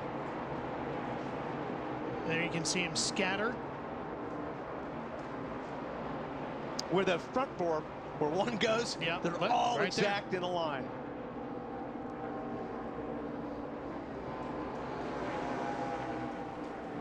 Still, what a night for Montoya. Even if he's just hanging on, he's hanging on in 5th. And the way that night was looking at the beginning, hard to believe he's up there.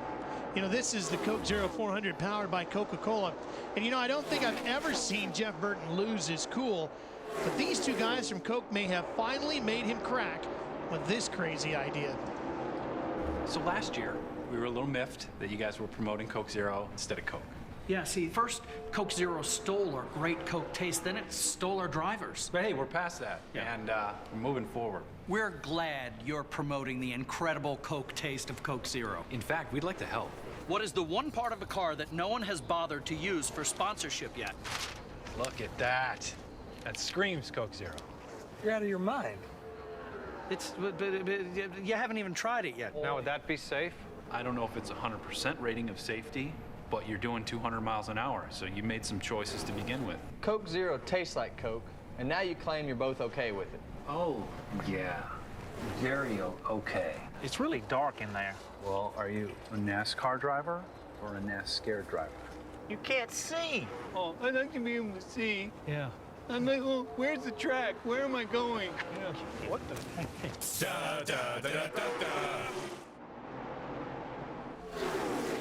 Kyle Busch running along in second, and if you like interesting stats, a little different, Steve Addington, his crew chief, turns 45 today. Kyle won this race here last year, one day after Addington turned 44, and Kyle won at Richmond in May on his birthday. Kyle sitting in second, Marty. Sitting in second, but like Larry Mack, a little worried about the tires and how much they're wearing. Here's what he had to say on the radio. There's got to be another caution, man. They've been throwing it every 25 laps, even though stuff's happened. I don't see this thing going to the end. Grab a hold of your shifter. Tell me if it's shaking real bad. Mine's vibrating. I just want to see if it's all of us or me. It's all of us. That other voice you heard was Denny Hamlin. They were communicating while riding out there on the racetrack. He was a little worried because the shifter got a little more violent. The longer this run has gone, Denny radioed to him, as you heard, mine's shaking too, buddy. We're all in it together. Now, we've in other broadcasts and then watching stuff, you've heard drivers communicate with each other. These guys are communicating running second and third.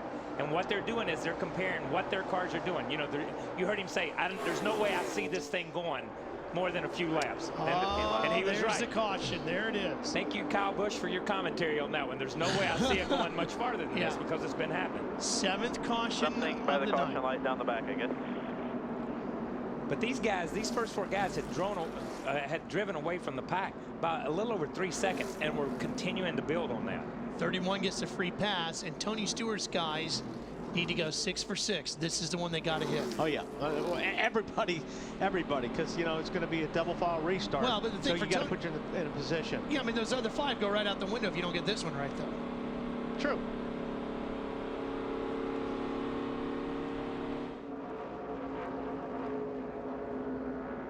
But I still think it's going to be down to him in the 11, my opinion. 11's strong, man. Yeah, I mean, he is strong. When he dropped back and drove back to that point, and that car is just strong. It just as we talked in the beginning, there's cars that can lead and there's cars that can follow, and there's cars that can do both. And he's got a car that can do both, and he may be the only car out there that's been able to follow and kind of pull up on people plus lead and pull a pack at the same time. And he's going to be, well, depends on how they come out on the pit stops, but he's good. I think if Hamlin's going to beat Stewart, he's got to make his move early after the restart, because once they get settled down, Tony's going to be very, very difficult to pass. Well, Tony has now led over 620 laps here at Daytona. Makes him 8th all-time here, most of active drivers.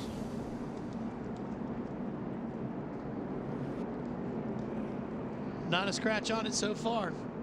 When you're up front all night like that, you can end up with a pretty clean race car. That's why the car in Daytona USA that wins the race always looks pristine, except for a little bit of rubber and a little bit of champagne. Yeah. And some confetti. All right, Larry, what do you think? What do you do here? Well, guys, I'm the crew chief, and I want to give my drivers 4 tires, and I know my driver wants 4 tires, and I think we'll see all of the guys at the front go for 4 tires. We're going to have a restart with about 11 or 12 laps to go. But you know what? When I look back there at Greg Biffle, Casey Kane, maybe even Mark Truex Jr., you may see those crew chiefs roll the dice and put 2 right side tires only on. Hey, Kyle. I've never had a crew chief like Larry. They always want to give me 2 tires. 2 tires, that's exactly right. You can take 2 tires, can't you? Can't you? Yeah.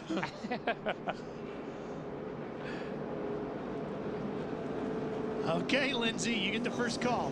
Thanks, Ralph. Larry Mack talked about rolling the dice. Brian Patty is not willing to do that for Juan Pablo Montoya. In fact, he's very calculated. He said a top 12 finish in these last 9 will keep them in the chase. Right now, Juan will get 4 tires, a slight chassis adjustment, and fuel, Adam Alexander.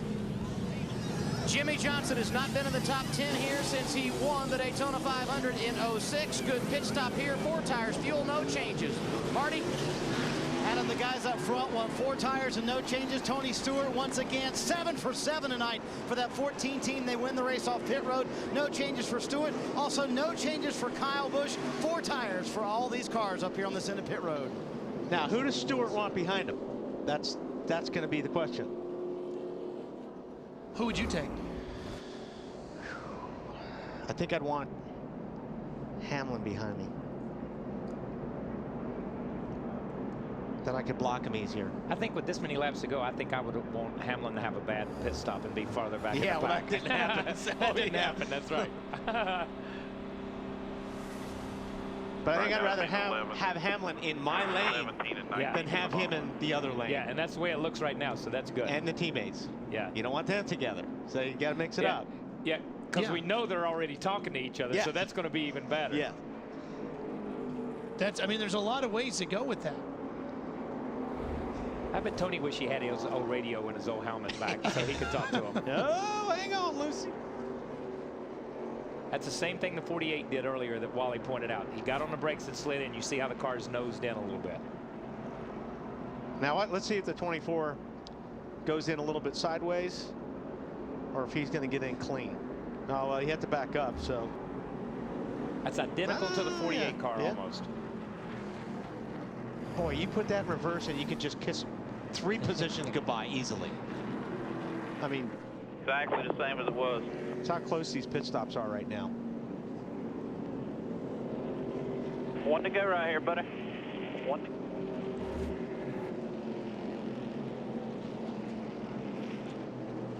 There's your Toyota driver update. Running pretty good. Yeah. Busch and Hamlin in the top 5. Marcus Ambrose in the top 10. Hey, Scott Speed had a pretty decent night tonight. Ambrose is doing a good job. I mean, you know, he's got that big yellow sticker on the back of it, and at a super speedway, that's just like being the devil. Yeah. I mean, nobody wants to be around you. Nobody wants to help you. They just want you away from them. No, you see people run up to the back bumper of a guy that's got that yellow stripe on and then back way, way up and say, get by I'm going to give that guy plenty of room. I don't know which way he's going to go. Marty, that crew for Tony Stewart has done an outstanding job down there in pit road. And boy, were they jacked up after that last one. They deserve a lunch, whether they win this race on Monday or not. They deserve a little free food from the owner. They've done a fantastic job. Here's the thing to think about. It does take about 8 laps for Stewart's car to come in. And the last words from Mike Ford to Denny Hamlin, starting right behind him, this is your race. Should be very interesting, boys. There you see Darian Grubb up on the pit box on the end there. His boys have done a great job down there tonight. All year. Yeah. Yeah. Lights are off. Kyle's got to get a good start. I mean, he's got to have Jimmy Johnson on his bumper. I mean, if anybody's going to have a shot at beating Stewart, in my opinion, or Hamlin, this has got to be the best restart the outside lane has had all night. Yeah, and now we're going to see if Jimmy and any of those guys have been holding back and have anything left for these first 3 guys. And Stewart's been getting really good restarts. Here we go, coming back to the line. Green flag is out, and we're back at it at Daytona. He got a good start right there, too. Yeah.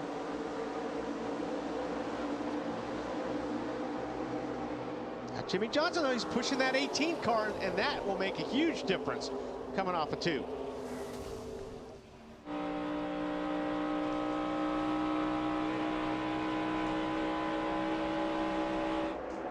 Now Tony's got a pusher. You saw him coming right up to the back bumper there.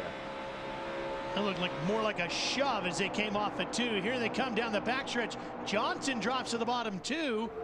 Well, yeah, Jimmy's got to go. You're clear 11. Well, 18 got down there, but I was going to say, the 2 strongest cars right now are right there. 14 and 11. So now Hamlin's going to have to figure out, well, what am I going to do to get by him? Look at those things bounce, man. I mean, they bounce left, they bounce right. I mean, and that's violent. I think we've seen in-car camera shots how violent the driver's head kind of ricochets around inside the seat.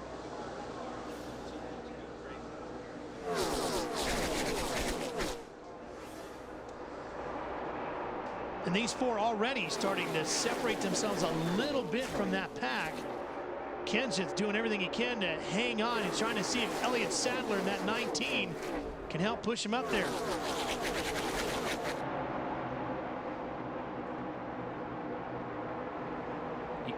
And you see those guys in the back trying to push each other up there.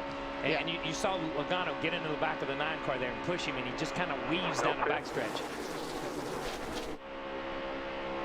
Oh, man. Now watch when they get straight. Now you guys getting a run will start shoving each other. See the 20 should lay it to the 9, although the 9 doesn't have much of a bumper left after tonight. And that's the problem with trying to bump draft with somebody who's already been in an accident. You don't know where that bumper bar is there, whether it's not there. 9 laps remaining.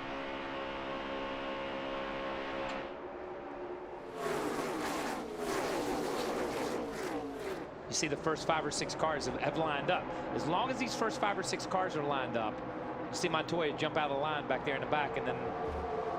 But this is where the wrecks start happening, because now these guys are mirror driving more than they're looking out the windshield. Yeah. They're trying to block each other. Whoa! Oh man!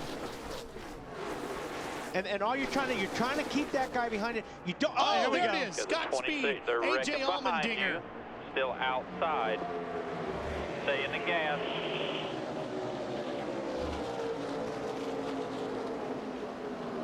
Scott Speed in the Red Bull number 82. And you just get to this point of the race and you can just expect it, because everybody is trying to protect their position. And if you look in the mirror, you see a guy has a run on you, you're going to turn in front of him and try to block it. 8th caution of the night. He was running in 15th.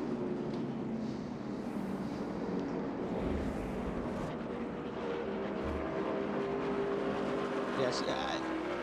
Yeah. And you know, they come up on him, he comes up the racetrack and runs right across the hood of Allmendinger's car. And that's it's just like Wally says, early in the race, there's give and take. There's give and take. We're sitting here looking at 9 laps to go when they were coming by, 8 laps to go.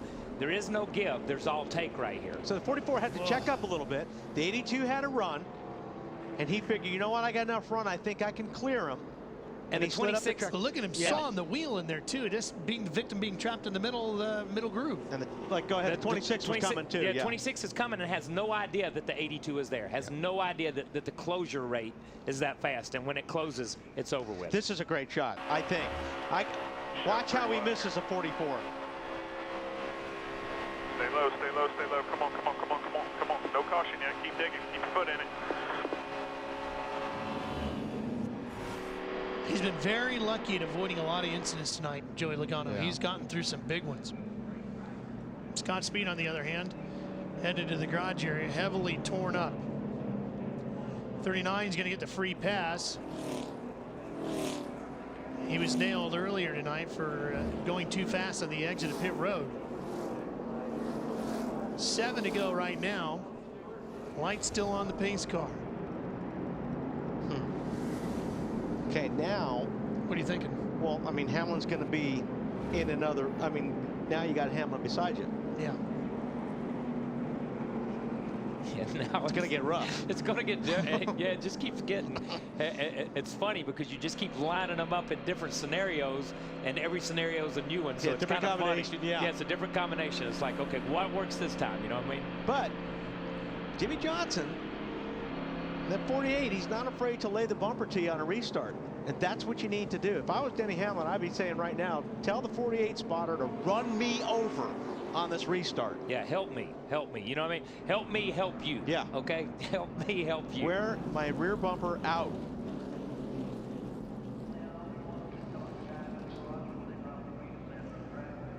Well, during this caution, our 8th of the day, let's go through the field. We'll begin with Marty. You know, I talked to Darian Grubb earlier this morning. He said the one thing I don't want, a short run to decide this race, and that's exactly what he's got. Tony has been able to keep his horse out front, trying to get a second points win as an owner and a driver. I'm sure there's no nerves behind that wheel right now. Denny Hamlin told us in Countdown to Green today, he said, you know what, I won too early in my career. This is where it all started. A Budweiser shootout win. Denny would love to be able to get the car back to victory lane. The 11 car been missing from victory lane for quite a while now. Kyle Busch, his teammate right behind him, said, I'm gonna have the 48 car behind me on this restart. That should be very interesting. If those two can hook up, maybe they can get back to the front. Kyle still thinks he has a shot to win this thing from third. Adam? And I believe Jimmy Johnson feels like his chances of winning still good as well. And while driver 48 wants to get there, his crew chief would love to go to victory lane at Daytona himself. He did not get to make the trip when Jimmy won the 06 500. He had been suspended. Darian Grubb was filling in as crew chief. Matt? Our reigning Daytona 500 champion, Matt Kenseth. He currently sits in the 5th position, 3 out of the last 6 races here at Daytona. He is left with a top 5 finish. The issue for Kenseth, the car seems to lag a little bit going from 3rd to 4th. He let one of his teammates know about that for the restart. Lindsay? Matt, Elliott Sadler said not a day goes by that he doesn't think about that missed opportunity in the Daytona 500. He is driving right now the same car that he ended up driving to a 5th place finish back there in February. He says the car's a little bit tight. However, right now, pretty happy with their position. Matt? Second highest running Roush car is the 99 of Carl Edwards. A year ago, top 5 finish here at Daytona, almost left with a win, finishing 2nd. He had conversations back and forth with Matt Kenseth. When they restart, they should be nose to tail, and they're going to try to team up. The 99 will try to help push the 17 to the front, Marty. Matt, what a day this has been for Marcos Ambrose in the 8th position right now. I asked him earlier this week, how's your confidence at plate races? He said, I have none. He said, it's really just a feel thing for me. And I asked him, how did you finish so well at Talladega, where he finished 4th? He said, honestly, I don't know if I could duplicate that again. He said, I just kind of got in the right line. Well, he's made a lot of right decisions tonight, currently sitting in 8th after having a loose race car for most of this night, Matt. Busch saying, Marty, that the car just not the same since the damage earlier. He currently sits in the 9th position. He had his spotter walk on down the spotter stand and talk to the 78 spotter, Regan Smith, to try to team up for this final stretch run. But he says when he gets the car back at him, they want to put it in the chassis dyno and just see what might be wrong with the 2 car. Matt, you mentioned Regan Smith. Larry McReynolds gave him an attaboy earlier in the race, and why not? He started 43rd, dead last tonight. He's worked his way into the top 10 with 5 laps to go, and that's saying something because when this night began, they were part in qualifying trim, part in race trim, because this is an impound race, Larry, and they didn't know we weren't going to qualify. They have battled through the changes and in position for their best run of the year. We know, Adam, on our TNT broadcast, we try to make sure we touch on every driver at least once. And one we've not mentioned is Greg Biffle in this 16 car. Of course, Greg was one of those cars late in final practice Thursday evening, involved in the crash with Sam Hornish Jr. They had to unload this backup car. It's a brand new race car. It had never seen the racetrack. So when qualifying was scratched, the first lap in this car was when he dropped the green flag tonight. I'm sure Greg Irwin and Greg Biffle would love to get a top 15 finish, and they're close, running in 16th. Yeah, those guys have worked on that race car. I've noticed when they've come into the pits, Larry, you know, they've really taken their time and worked on that race car, especially after the first pit stop. They've done a really nice job tonight. Lights are off on the pace car. Joe Gibbs Racing has won 3 of the last 4 July Daytona races. They got Kyle Busch and Denny Hamlin looking to get him another one. Tony Stewart, Jimmy Johnson also in the mix up at the front. Stewart back on the inside one more time, getting ready for the restart. You're going to see some hammering on bumpers here in a minute. Well, already you're seeing it. Look at them. They're already pushing each other. Here we go. The green flag is in the air. 4 laps remaining. I like these double file restarts, man. Especially like this. 4 or 5 laps to go.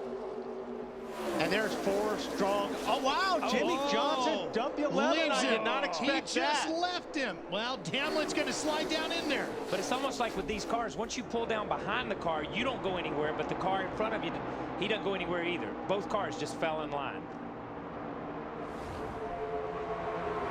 Boy, it's ugly right there. You see a lot, like I said, a lot of bumper tag right now. Yeah, you got to give it everything you got. You got 4 laps to go. It's everything. Either get a good finish or bring back the steering wheel.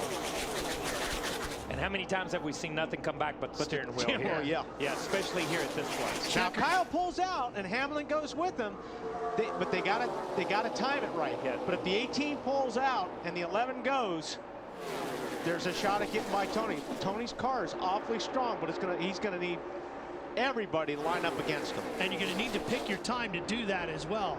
I'd be doing it right now. I wouldn't be waiting for that last lap stuff doesn't work anymore. That last lap stuff is great for Talladega Nights. Yeah. Okay, it's not great for right here. Let me say that. You want to get in front and block.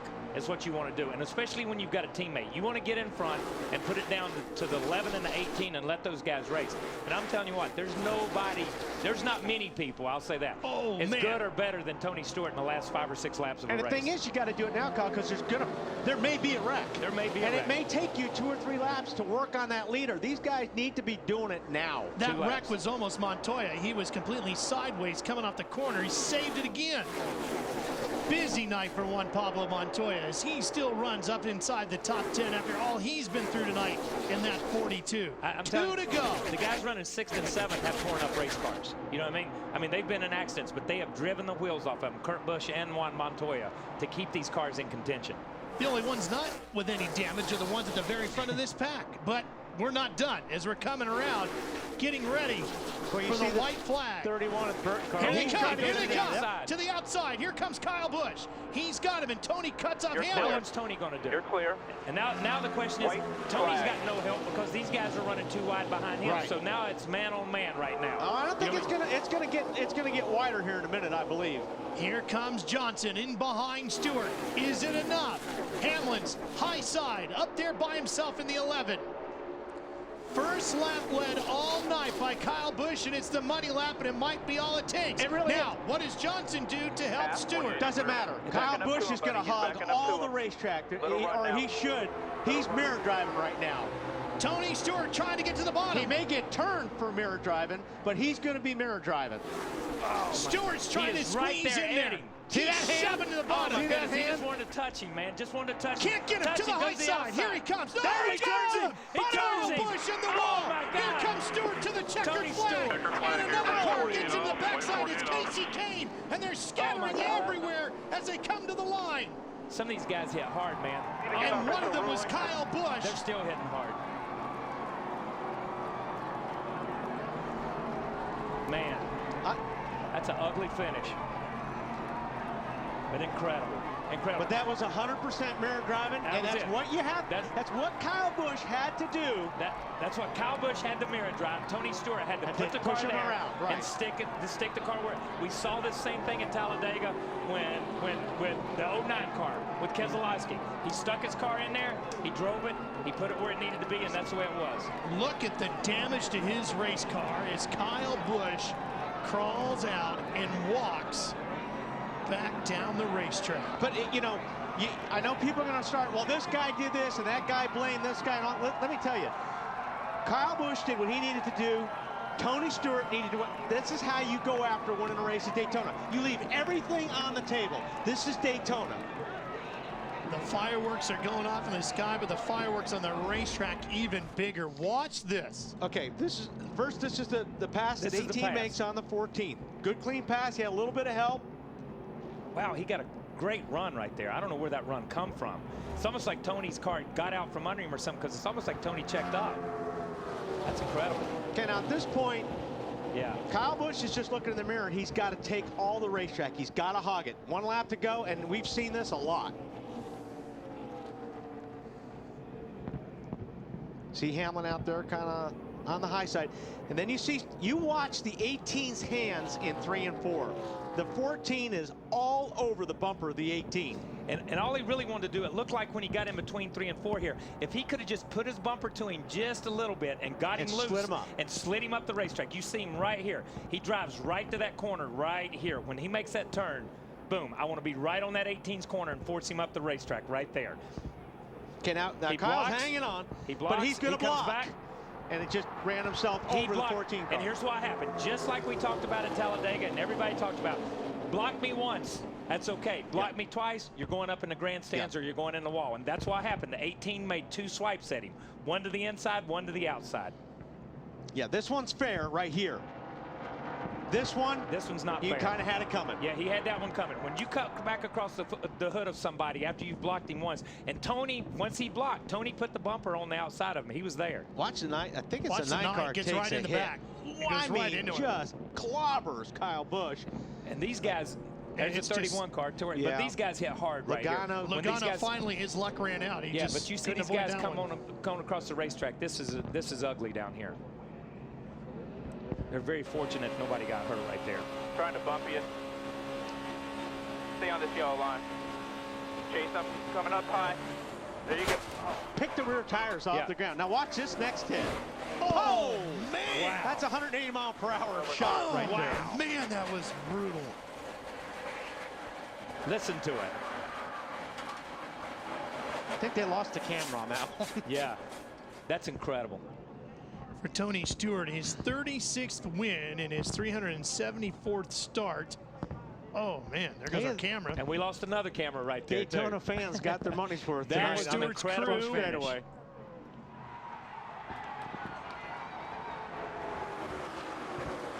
They did an outstanding job tonight as Tony takes his 3rd July Daytona win all in the last 5 races. You're watching wide open coverage of the Coke 0400 TNT.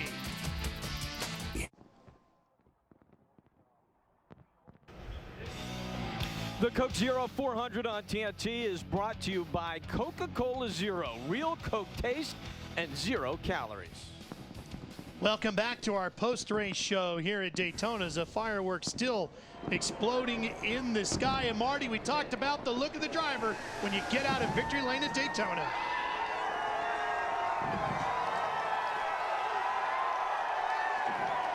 The 3rd time for Tony Stewart in a points-paying race here at Daytona, but none more dramatic than that. Wow. Tony, tell me about that last lap. You sat in the car for a while just kind of thinking about things. Well, I don't know that I was real proud of that, but I don't know what else I could have done there. I mean, I went where I had to go, and he went where he had to go. It just, you hate seeing a guy that's been up front all day, and especially a guy that helped me the whole race, get wrecked like that. I don't like winning them like that. Well, is it more of a product of everybody just doing what they needed to do?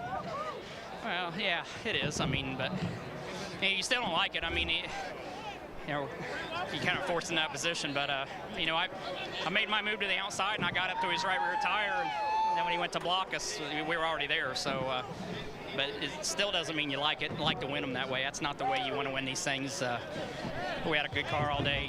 You know, you feel bad because you want him to have a good day too. But we weren't going to give it to him. But if I did something wrong, I'm sorry. I don't think I did, but I mean, I was out there when he moved, so I don't know. You just feel bad about it. It's not the way you want to win these things. For you and your team, we talked about the emotion of the win at Pocono. Your guys on pit road today, 7 for 7. You never lost a race on pit road. No, these guys in this Burger King, Old Spice Office Depot, U.S. Army team, Chevrolet team did an awesome job, and proud of Coke Zero, and thanks for everything they do for our sport. But these guys did an awesome job, man. They had awesome stops all night long, just consistent, and thank Hendrick Engines and Chassis and our body shop at Stewart Haas. These guys really worked extra hard on this car, and proud of Mac Tools and just everybody that's a part of this program that believed in us. And Coca-Cola was one of the first to come on board, Coke and Chevy, so just appreciate everything they do for us. We'll let you go celebrate with your team, Tony. Thanks. Congratulations, Tony Stewart and the Stewart Haas team in victory lane here at Daytona. Marty, Jimmy Johnson had a front row seat for that wild finish. Take us through your eyes what you saw there coming to the finish line. I thought we had one more lap, so I was hopeful that caution came out before we crossed the start-finish line, and evidently that wasn't the case. But I had a couple runs a lap or two before that, and I knew to sit in my position there, not give up the bottom. I felt like something would happen up front and I could improve my position, and sure enough it did. It looked like Tony was trying to make a move, Kyle was trying to keep him behind him, and they hooked by a couple inches and it turned the 18 in the outside wall. But I think the top 4 cars really were there all day long, the 18, the 11, the 14, and us, and it was just a matter who came out where on pit road and what track position they had, and I screwed up on pit road and slid through our stall and hurt us a little bit, but we recovered from it. A great race car. Want to thank all the armed service men and women across the country, across the world, working for us, keeping our country free, and happy birthday, America. Thank you. Jimmy Johnson, a top 5 finish at Daytona for the first time since winning the 500 in 06. Lindsay? Adam, Carl Edwards gets a 5th place finish. He says he gives his team an A today, but take me through that final lap and what that was like for you. At first, I got to thank Aflac, Subway, Ford.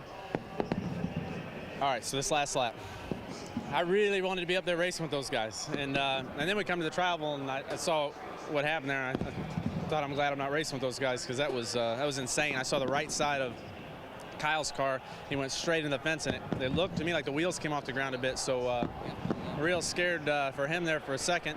So I just turned left, went to the grass, and I guess Tony won the race. But just a wild finish, and just got to say hey to all the troops out there and everyone supporting us and sacrificing for us, and hope everybody has a happy Independence Day. Carl Edwards takes home a 5th place finish tonight. Adam. And Denny Hamlin in the top 5. Your teammate got bounced around at the end. What did you see, Denny? I mean, 2 guys battling, seeing the checker flag right there in front of them. That's what happens. And on a restricted place, when everyone has new tires, the cars are very equal, and that's what you see is tight finishes like that. But our whole FedEx office team gave something for our employees to be excited about. We were up front all day. Just got in trouble right there. It just seemed I had to make a choice. I felt like coming off turn 4, coming to the white, when I pushed the 18 beside the 14, I had to stick with the 18. It's my duties as a teammate to push him to the lead, and I felt like if I did that, it was going to be a good shot. He was going to win it, but I could have maybe stick with the 14, and then maybe gave Rush a shot, but then I was going to have the 48 behind me. It wasn't going to work either way for us. I just think circumstances didn't work out for him to win. Nice run for Denny Hamlin, Lindsay. Kurt Busch, a top 5 finish, but you battled your race car all day long. Yeah, it was a good car, and we felt steady early on, just waiting for our time, and we got a lap led early, but man, those guys were tough, so we couldn't lead them all. Just wanted to hang in that group. We just had a right front start shredding on us, tried to back it off, got 4 or 5 wide on the back straightaway, and a guy got spun and got some damage, but that was early enough in the race for us to bounce back, and the crew was poised with the fix, and we just kept digging. I was going to go back to about 15th on that last lap with guys going everywhere. I never lifted, didn't check up, found some holes coming to the line, and I didn't know it was my little brother when he hit, and when I found out, I was pretty tore up, but I'm glad he's okay.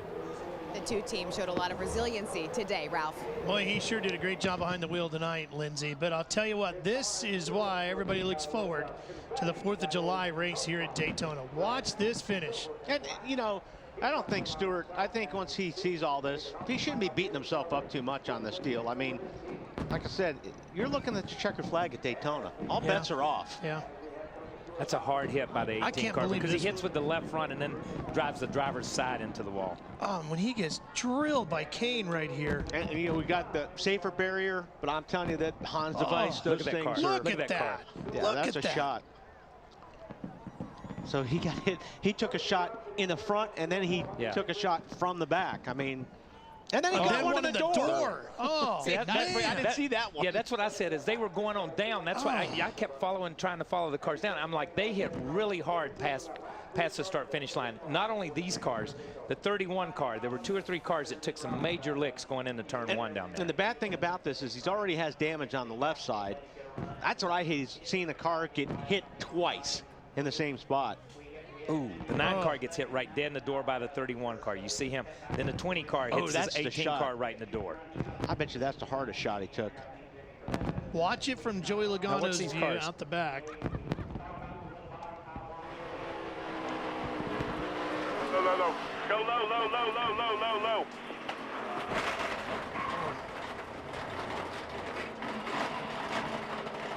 That's an ugly sound.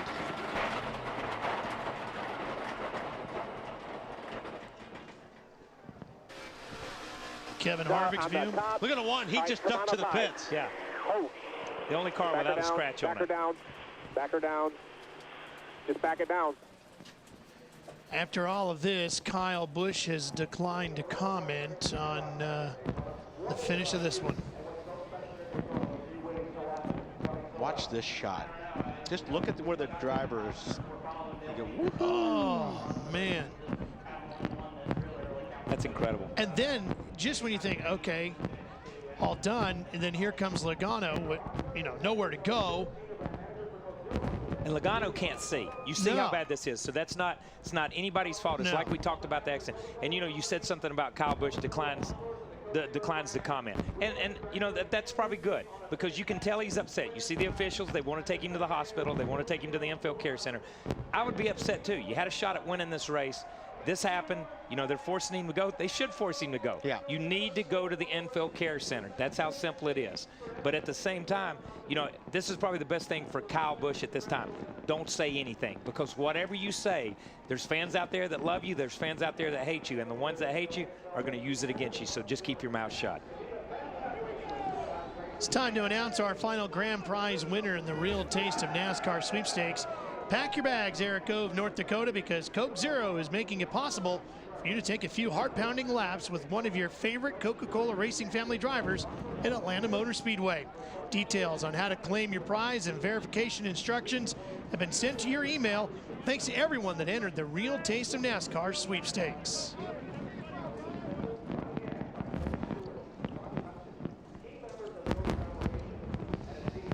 TNT would like to thank the following sponsors for supporting TNT's wide open coverage: Goodyear, Coors Light, Sprint, the Weinstein Company and their new film Inglourious Bastards, Burger King, the U.S. Army, Toyota, Subway Restaurants, and Coca-Cola Zero.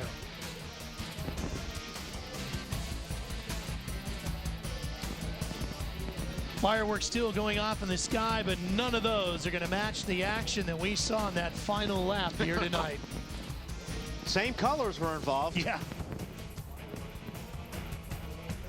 NASCAR still taking a look at the replays to get the finishing order exactly the way it should be. This next guy, he didn't just luck into it. Marcus Ambrose, he ran a good race all day. He finished 6th spot. He sure did. How about Brian Vickers in 7th, Montoya in 8th after the up and down ride he had? Oh, now it shows. Let's slide back. Montoya 1. I don't think we ever mentioned Vickers except when somebody was running into him. Yeah. So that, to come back from that, that is a great night for Brian Vickers.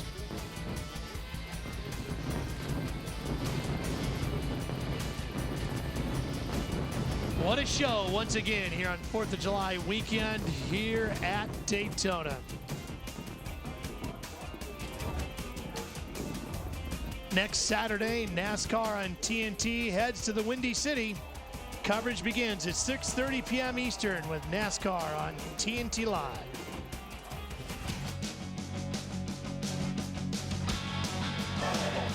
Ah!